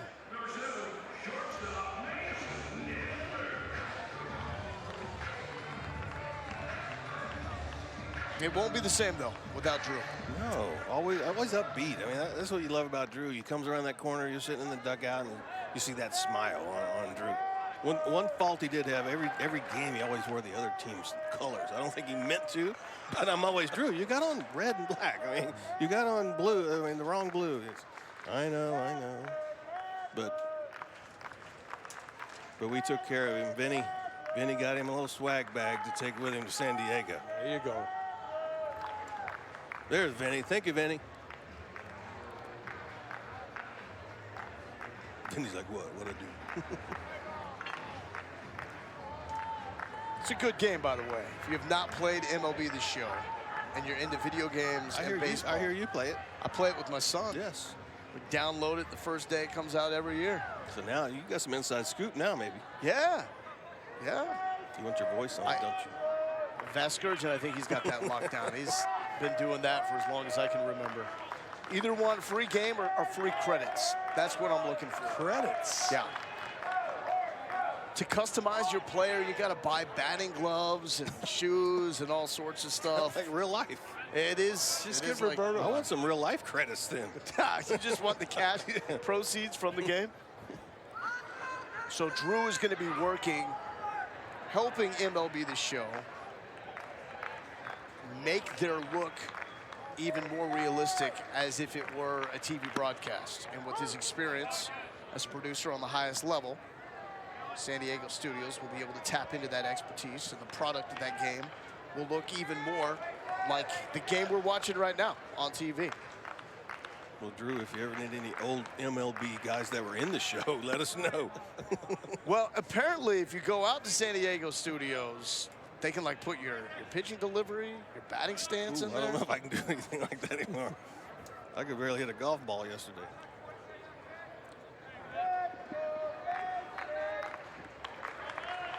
Good time for hit and run right here. It's on. A throw down to second base. Ellis in safely.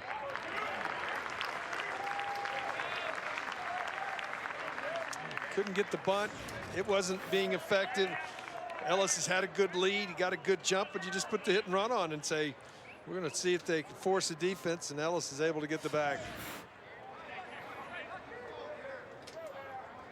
Matching the number on his back. 11 for 11. 1-2 to Hibbler. Upstairs, 2 balls, 2 strikes. As a right-hander, this cannot be fun sitting at the plate. It's got velocity, and it is. It's from Del Rio. It may not be Laredo, but it's down there.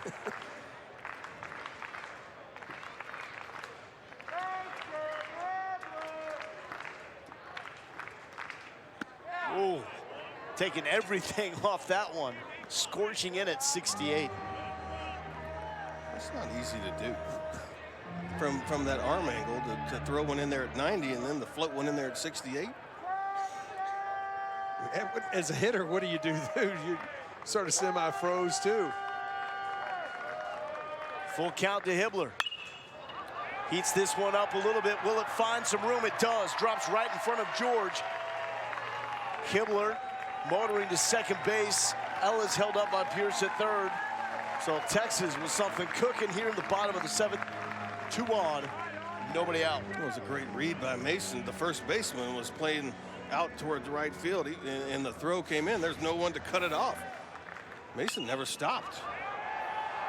Duke read it immediately, but not deep enough for him to score. Look at first baseman, he's playing second base. There's not a cutoff man out there. Good read. Yeah, it's good. Ball's got to come all the way to the plate.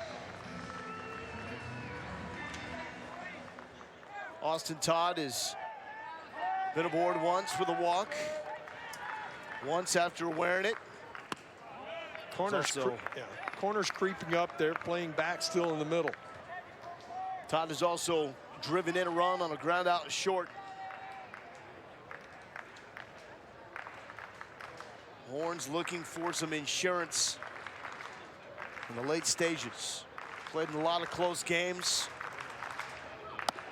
They don't want to play in the close ones, and they don't have to.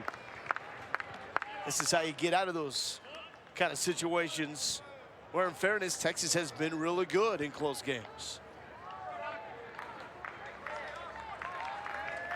2-0 to Todd.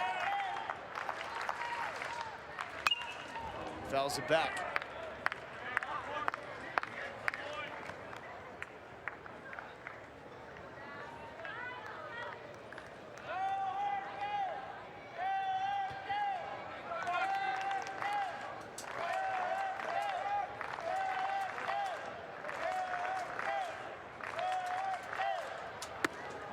Outside 3-1. Zubia on deck.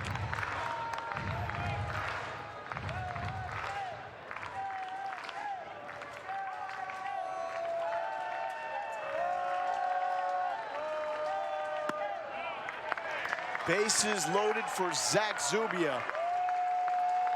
On Saturday, they had this situation and left the yard for a grand slam against Kansas State. Part of a 6 RBI performance for Zubia. And we're gonna have a pitching change here. Seen enough of Douglas Palmer. Cardinals making a change with the bases loaded, no outs here in the bottom of the 7th.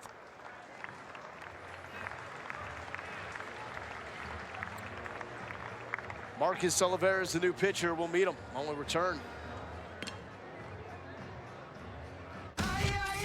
Over the weekend, a Zubia bomb. This was Saturday against Kansas State. Get up. Yeah, that ball was left up, and Zubia did the rest. Michael McCann liked it. Zubia loved it. Grand slam 6 driven in for the Longhorns by Zach Zubia, and he's got another opportunity to really bust this piñata, make it more than a 3-run lead that it currently is. Marcus Oliveras was the man that will try to keep Zubia from going yard, sophomore from Columbus, Texas.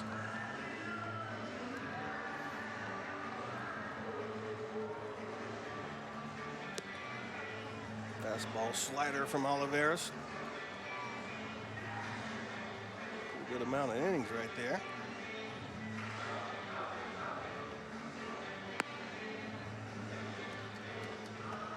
Right now, again, like Zonk's talked about, there's been an epidemic. Strikes, got to come in throwing strikes, especially with the bases loaded late in the ball game.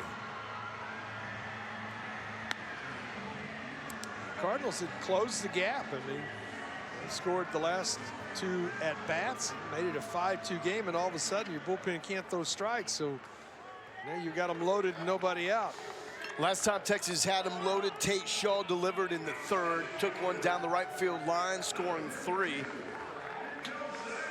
Gave Texas a 4-0 lead.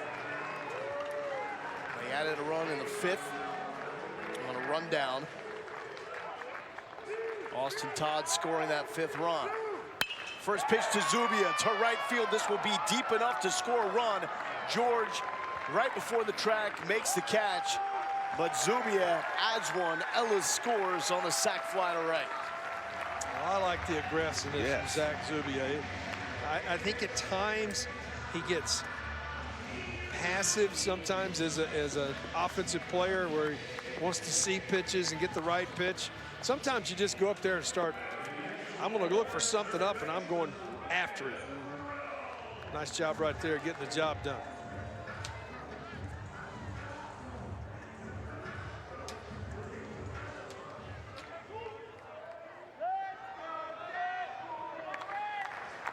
Here's Ryan Reynolds.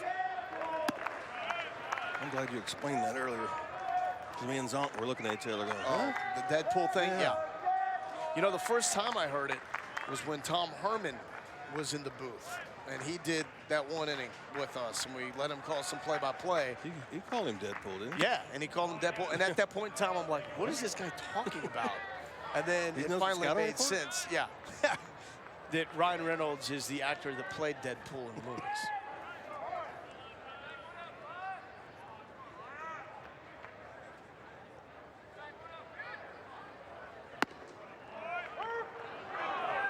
Oh, that's at the top of the zone, to say the least.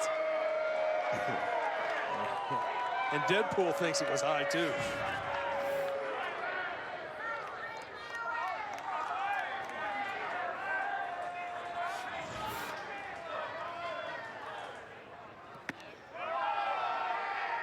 Almost hit Reynolds. He tried to sell it for a second. Yeah.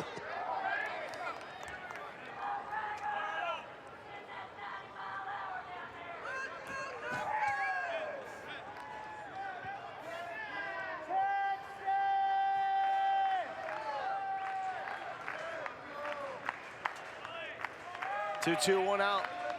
2 on for Ryan Reynolds. Way outside, full count. Everybody clap your hands.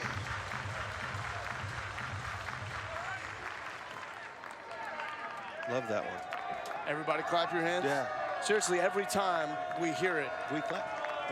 Well, we don't clap because... Well, we can't really clap. We air clap. Right. Runners in motion up the middle. Oliveras is going to run it, and Reynolds not happy.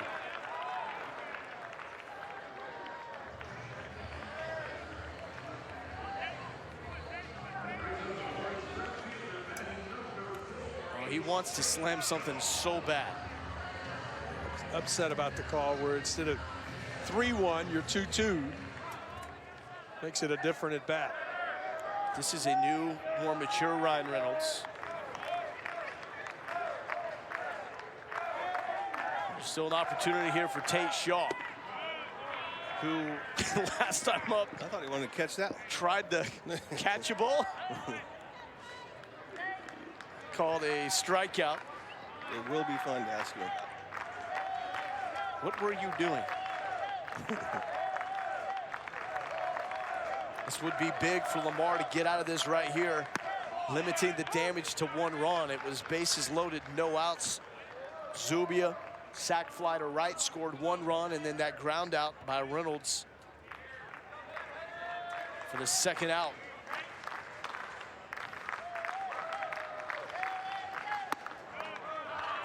Two one.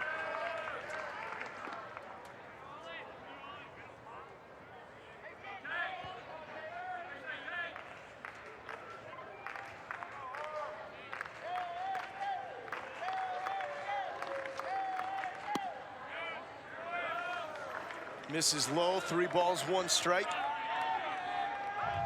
See if Shaw gets something to drive.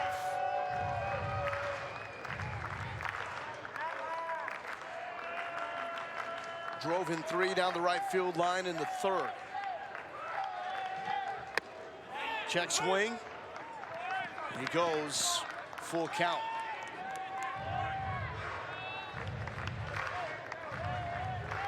Did he go or was it called? I think it was a call.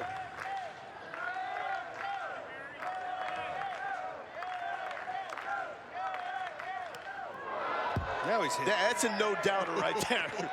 Couldn't catch that one if he tried. Caught it in the shoulder blade.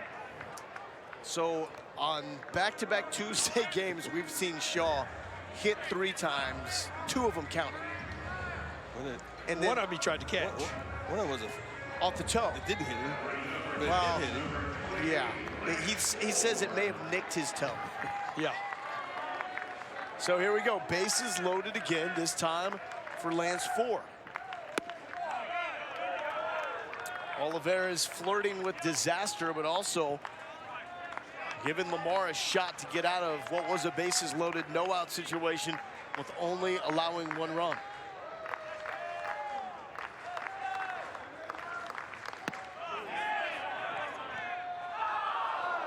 Ford goes.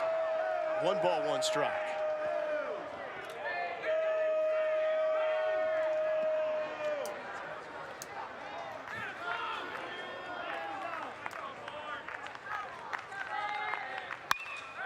To center field. Gerard, diving catch. He makes it. Wow. Cole Gerard, the youngster in foul territory in right field, has some company. Yes, he does. This one right here, Gerard stretches, lays completely out. What a catch.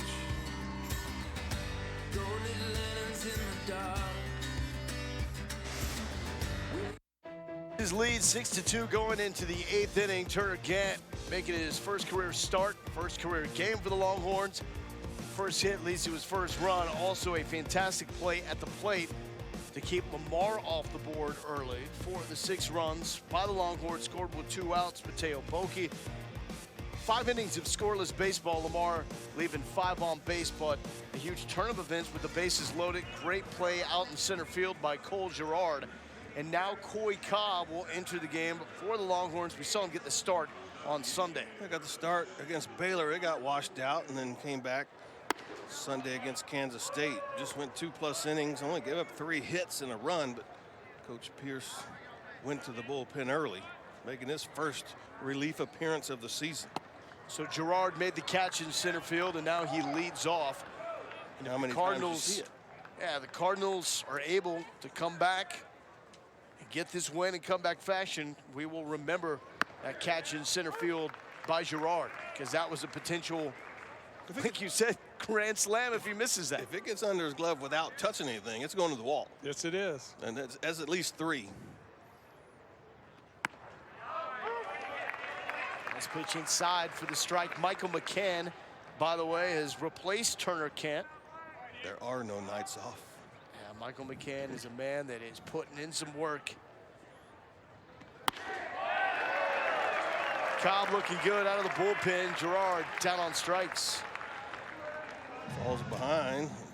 Next 3, here it is, hit it. If you can catch up with it. Paints a couple, then climbs the ladder. It's got a little something on it, little leg kick on the end. So how much of a difference is it for McCann? Because you start Gant to give him the night off, to give him some rest. Is resting him 7 innings, is that enough for him to feel that? It makes a huge difference on your legs. I mean, he's going to get, I mean, tomorrow's a travel day. They will work out in Stillwater tomorrow evening, get some rest after that, and then he's got, 3 in a row on the road. This is tight. Sunday, off Monday, play tonight, off Wednesday, 3 in a row. He knows coming into this ball game late, you're probably going to be in the ball game to just, I'm saying Turner Grant, he was doing a great job behind the plate, but a little more experience back there for the last couple innings.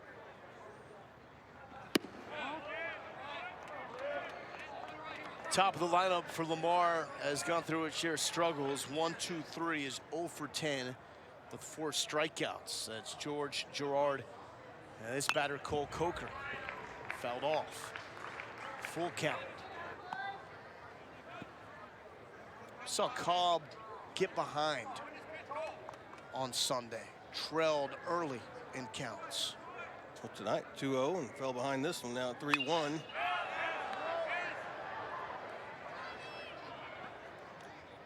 Reynolds with room makes the catch. 2 down. He gave you a sense that it was going to be out of play, but that was just being nice and relaxed and going to the ball. Well, I like he checked the wall twice. Yep. He knew, looking to see how much space he had, and then he figured out he had plenty of space and able to make the play.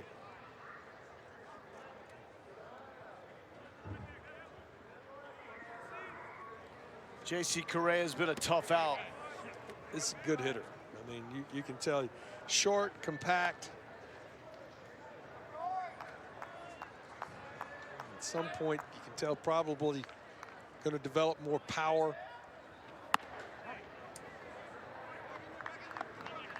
But if you're 2-0 on everybody, it can be a long night. He's seen 23 pitches tonight. And Correa, it's like, I thought it was going up 3-0. Instead, it's 2-1. Ripped to left field. Oh, beautiful swing by Correa. Just pulled foul. And the chase ensues. The race is on. They're going under the camera box out in left field. That may be frowned upon, but anything for a souvenir. Cobb loses the grip on that.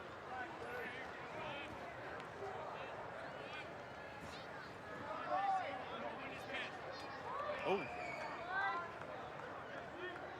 Gotta go with the underhand flip, that close. Full count, 2 outs. And Cobb with a walk.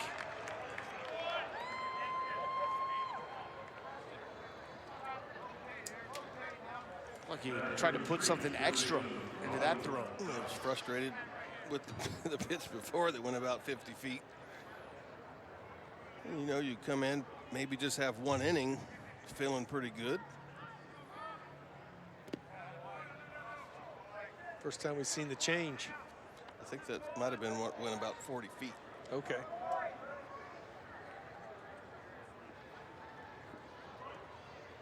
So again, Cobb having struggles, starting ahead in counts. All 4 batters he's faced, balls, and a throwback from McCann right off the glove of Coy Cobb.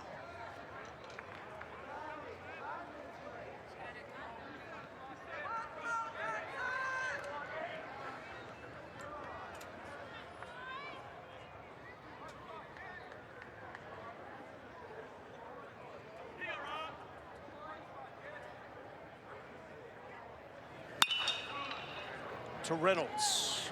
1. On the run with a little hop for the 3rd out. Bottom of the 8th. Bertelson, McCann, Ellis.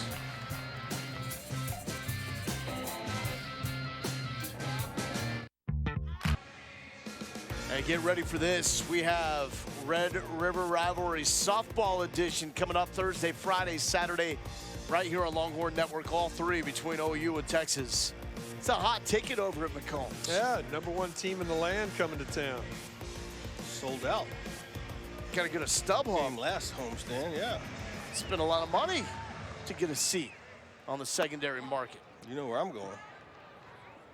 In my chair. I'm watching it right here on LHN.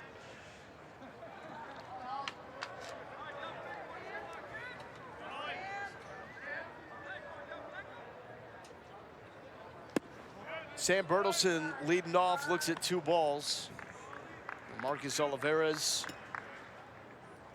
Bertelsen with a single to right field, a strikeout, a fly out to center.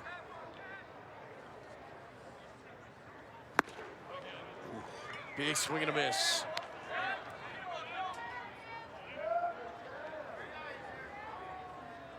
Get that thing ready. Let it fly. A little sooner. Start early.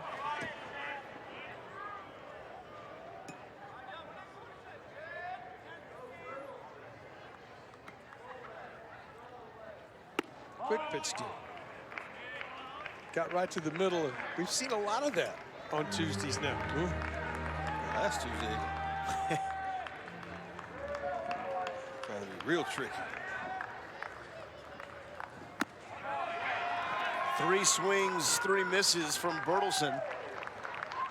Oliveras with the strikeout, his first of the night.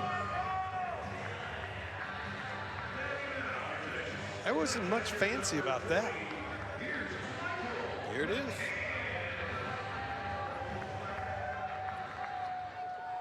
Michael McCann hitting for the first time tonight. A shot to left center, up in the breeze. Does it have the distance? Yes, it's gone. Michael McCann, the only pitch he will see tonight is a home run.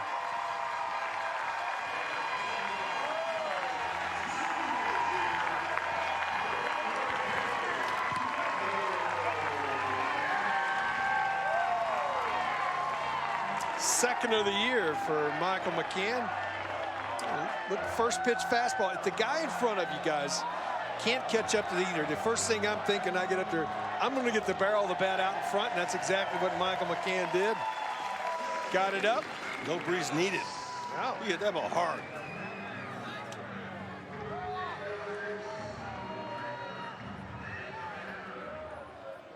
So I guess that's the fresh legs. Well, he gets those first 7 innings off. Well, with fresh legs come fresh arms. Fastball up above the belt, and he jumped all over.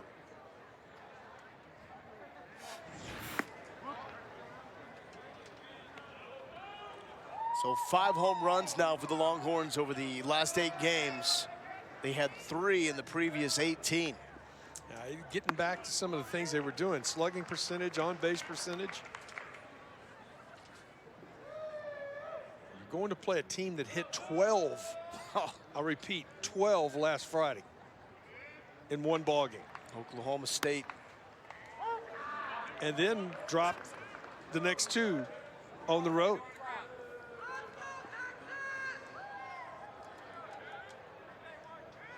Two balls, 2 strikes to Duke Ellis. Hard hit up the middle. Correa, the spin, the throw. Heck of a play by J.C. Correa. So this series will be moved up because of Easter Sunday. Texas will be at Oklahoma State Thursday, Friday, Saturday. Game 3, the Saturday affair. You'll catch it on ESPNU. Then on the road at Texas State, a team that beat Texas A&M a week ago. Got West Virginia back here at home, and then on the road at Texas A&M Corpus Christi. Hibbler pops it up. And into the dugout, makes the catch. Is it Adames? No, but he's in the dugout, so it's... Well, his teammates didn't help out very No, much. they didn't It give wasn't him over much the help. rail He very, never got very to far. it. Got there late and had to try to backhand it. Not that that's an easy play anyway.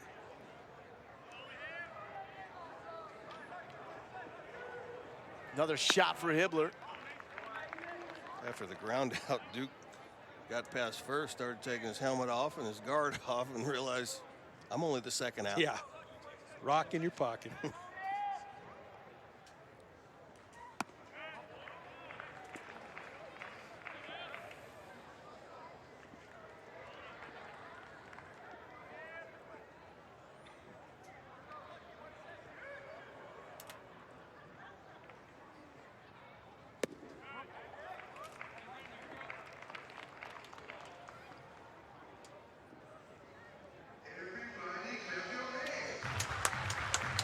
Now this time I'm clapping. Was I not supposed to? Can't do that. I'm sorry, Z. Take it back. Can't unclap and clap. Hibbler on board at the 2-out walk issued by Marcus Oliveras. He's going to bring up Austin Todd. Craig, you said something in that fourth inning when you said, you know, one of the things that Texas is going to have to do tonight is add, and one in the fifth, one in the sixth, or one in the seventh, now one here in the eighth. Add not a big number, but adding. Yeah, and the fifth was good, but down the seventh and eighth, those are the ones that just kind of put a dagger in. Yeah, it just takes all the energy out of your opponent. And you go from a 3-run lead to a 5-run lead. Yeah.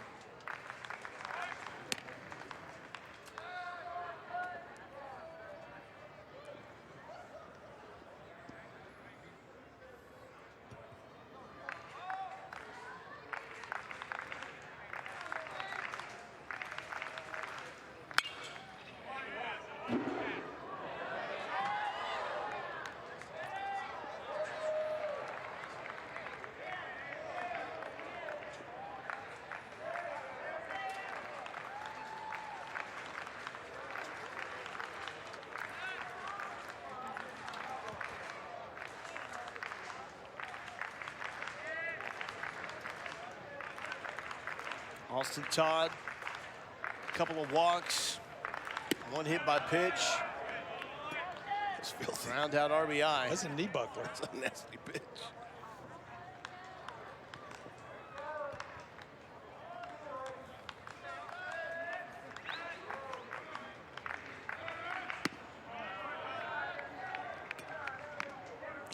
If I'm on the mound, I'm going, how is he laying off of those? I'm thinking the same They're way. strikes, and then they're just dropping out off the table. Now you got to throw the fastball.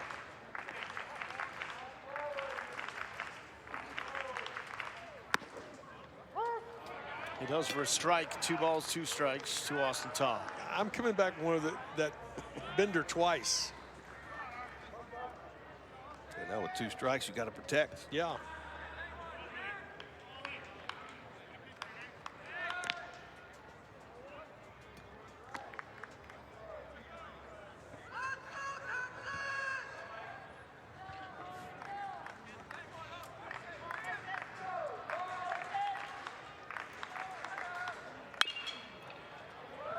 Chop to third. Adames. The throw on time for the 3rd out. But Texas adds. Michael McCann sees 1 pitch after coming off the bench and drills it all the way out over the left center wall to give Texas an insurance run.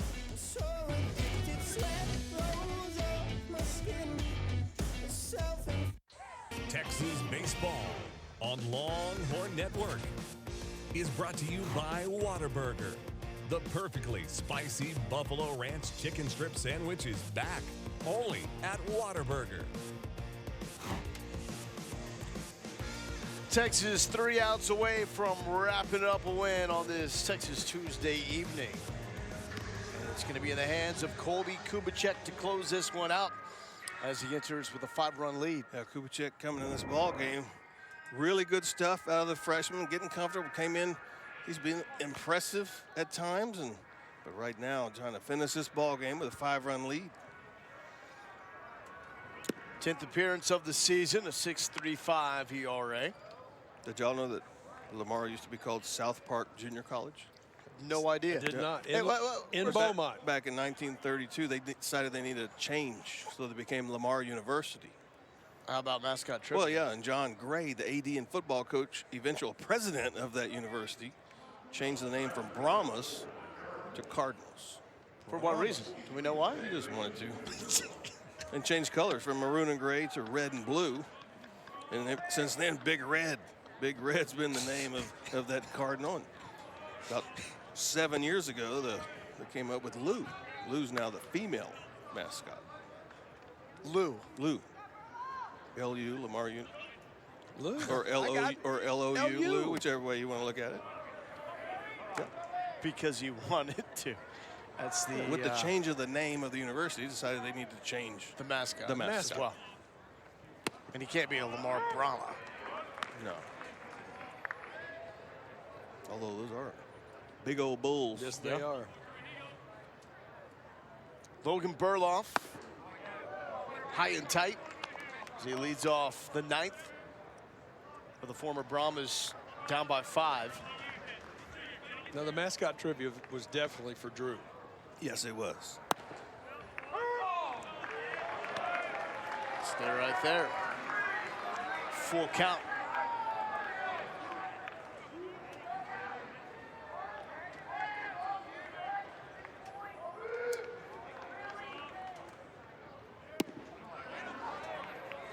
And Kubicek visibly frustrated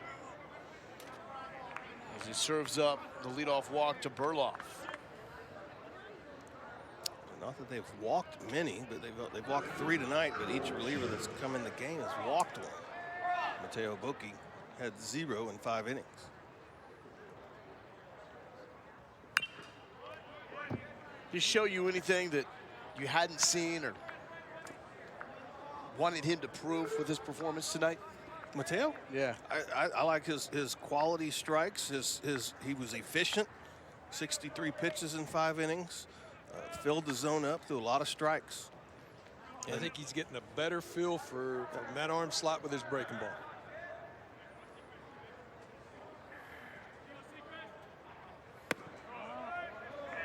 It's a pitch that is never straight. He can still throw a straight pitch, but as long as you have movement on the ball, off of the barrel.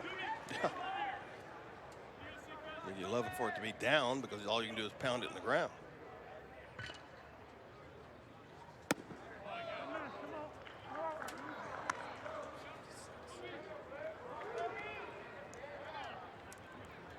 I think it merits another Tuesday start. I concur. Ripped. Foul. And I think something else that merits was seeing Coy Cobb come out of the bullpen tonight. Says probably he won't start on Saturday. Ty Madden extended out a few innings in his relief appearance over the weekend, so just thinking maybe he would get that start on Saturday. I don't know that, but yeah, seems to be headed that way.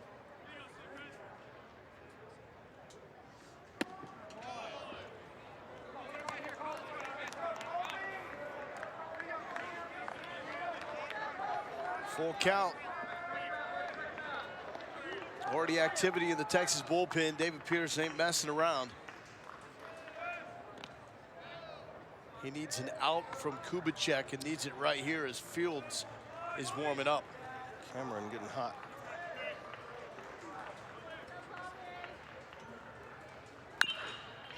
Chop back to Kubicek. He'll look at second, fire to first. 1 down. All right, in your mind here, Greg, as a pitcher, pitchers always worry about ERA and allowing runs, but you're trying to get 2 outs here. You forget the guy at second base if you're Kubicek right here, and you go after the guy at the plate. You want to stay in this game and finish and get the last 2 outs, you're going to have to get ahead and make pitches to this guy and get an out. Wasn't hit firm enough. He didn't even check, which I like. Carry On has 2 doubles tonight. 1 to left center, 1 to left. Drove in a run, nearly drove in another. But Hibbler and Gant cut down the runner at home. Another base hit to left. Burloff will hold at third, so runners on the corner. Corners with 1 out. 3-hit night for Anthony Carry On.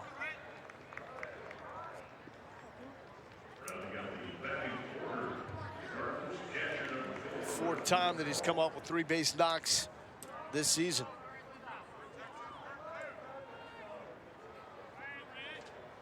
Rhett McCall now with an opportunity to make it really interesting. Kubicek cannot get the call for the first strike. It's 1-0.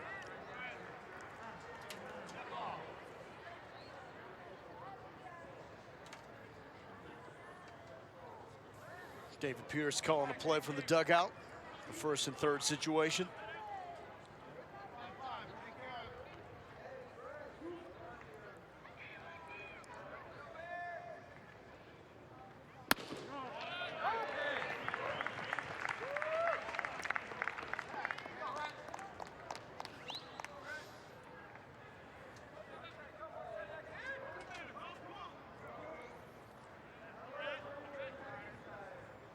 One. Outside, it's 2-1. 303rd total pitch tonight in this ball game. 303. Both sides. Pitch is outside the zone.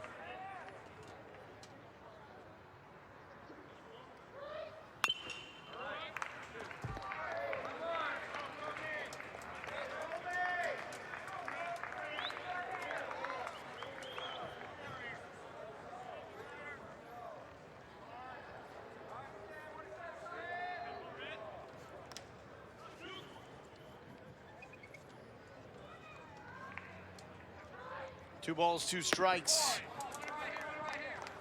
And we got a full count. Probably see the runner in motion here trying to stay out of the double play. If you don't get him out, it goes Cameron in the bullpen.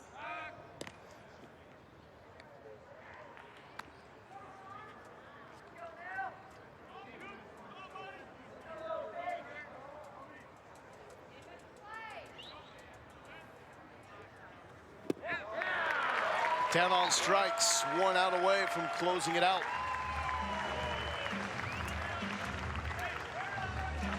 Goes to the top of the order, and Avery George, who also has a personal streak riding. Team high 13-game hitting streak is on the line here, as George has gone 0 for 3 tonight. Ground out to short. A couple of fly ball outs. McCann. That's scoop. Oof. Back into the bare hand.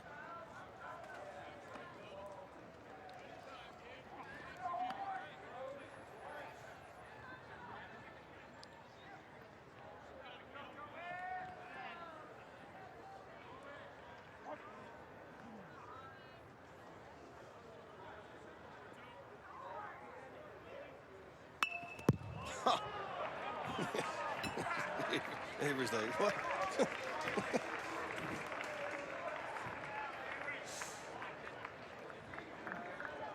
I'm sure he's thinking, how did that happen?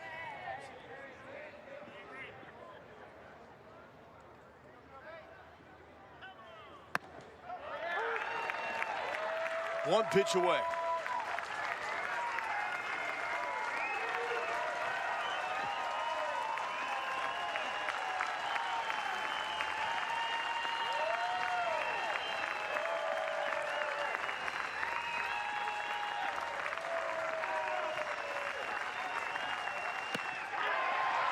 And Kubicek gets the strikeout to wrap it up. Texas takes down Lamar 7-2. Longhorns move to 24-15 on the season. I think that's a big number right there you can see on the screen. 11-4 following a loss this year. That's the way you get yourself back and righted. Obviously, you got a tough weekend on the road at Oklahoma State, so it was nice to get a victory here. Extremely nice. Yeah, I mean, after this weekend, what you thought was disappointing, losing 2 of 3, to have Lamar come in and be able to get the Tuesday victory. Coach Pierce always talks about Tuesdays and Sundays. Well, he got that Tuesday back on track. 2 in a row now on Tuesdays, but good to win after losing the weekend. We saw some of the heroes there for Texas. Turner Gant, first career start. Amazing play at the plate to get a runner out, keep Lamar off the board. Also first career hit that led to his first career run.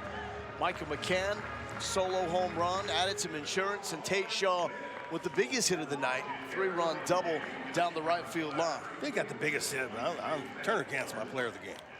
Yeah, he did an outstanding job behind the plate. First career start, gets his first career hit, scores his first run. And the other part of that is, you know, they always put the record of the pitcher on the board, you know, 1-0 and 2-0. But when you're a catcher, you also know what your record is when you're the starting catcher. He's perfect. He's 1-0. So Turner Gant 1-0 with the lifetime 500 batting average. Not bad for Turner Gant. Actually, is that 1 for 3? Yes, We get him. 333. Yeah, so 333. That's still Hall of Fame status right now for Turner Kent. That's well above Hall of Fame average right there. Yeah. For Keith Moreland, Greg Swindell, I'm Lo Galindo. We want to give one final shout out to our Thanks, longtime Drew. We producer, love you. Drew Thank you, Irvin, Drew. on his way to go work for MLB The Show. One of the OGs of the Longhorn Network. The Eyes of Texas for Drew Irvin right here. We'll miss you, Drew. We love you, bud.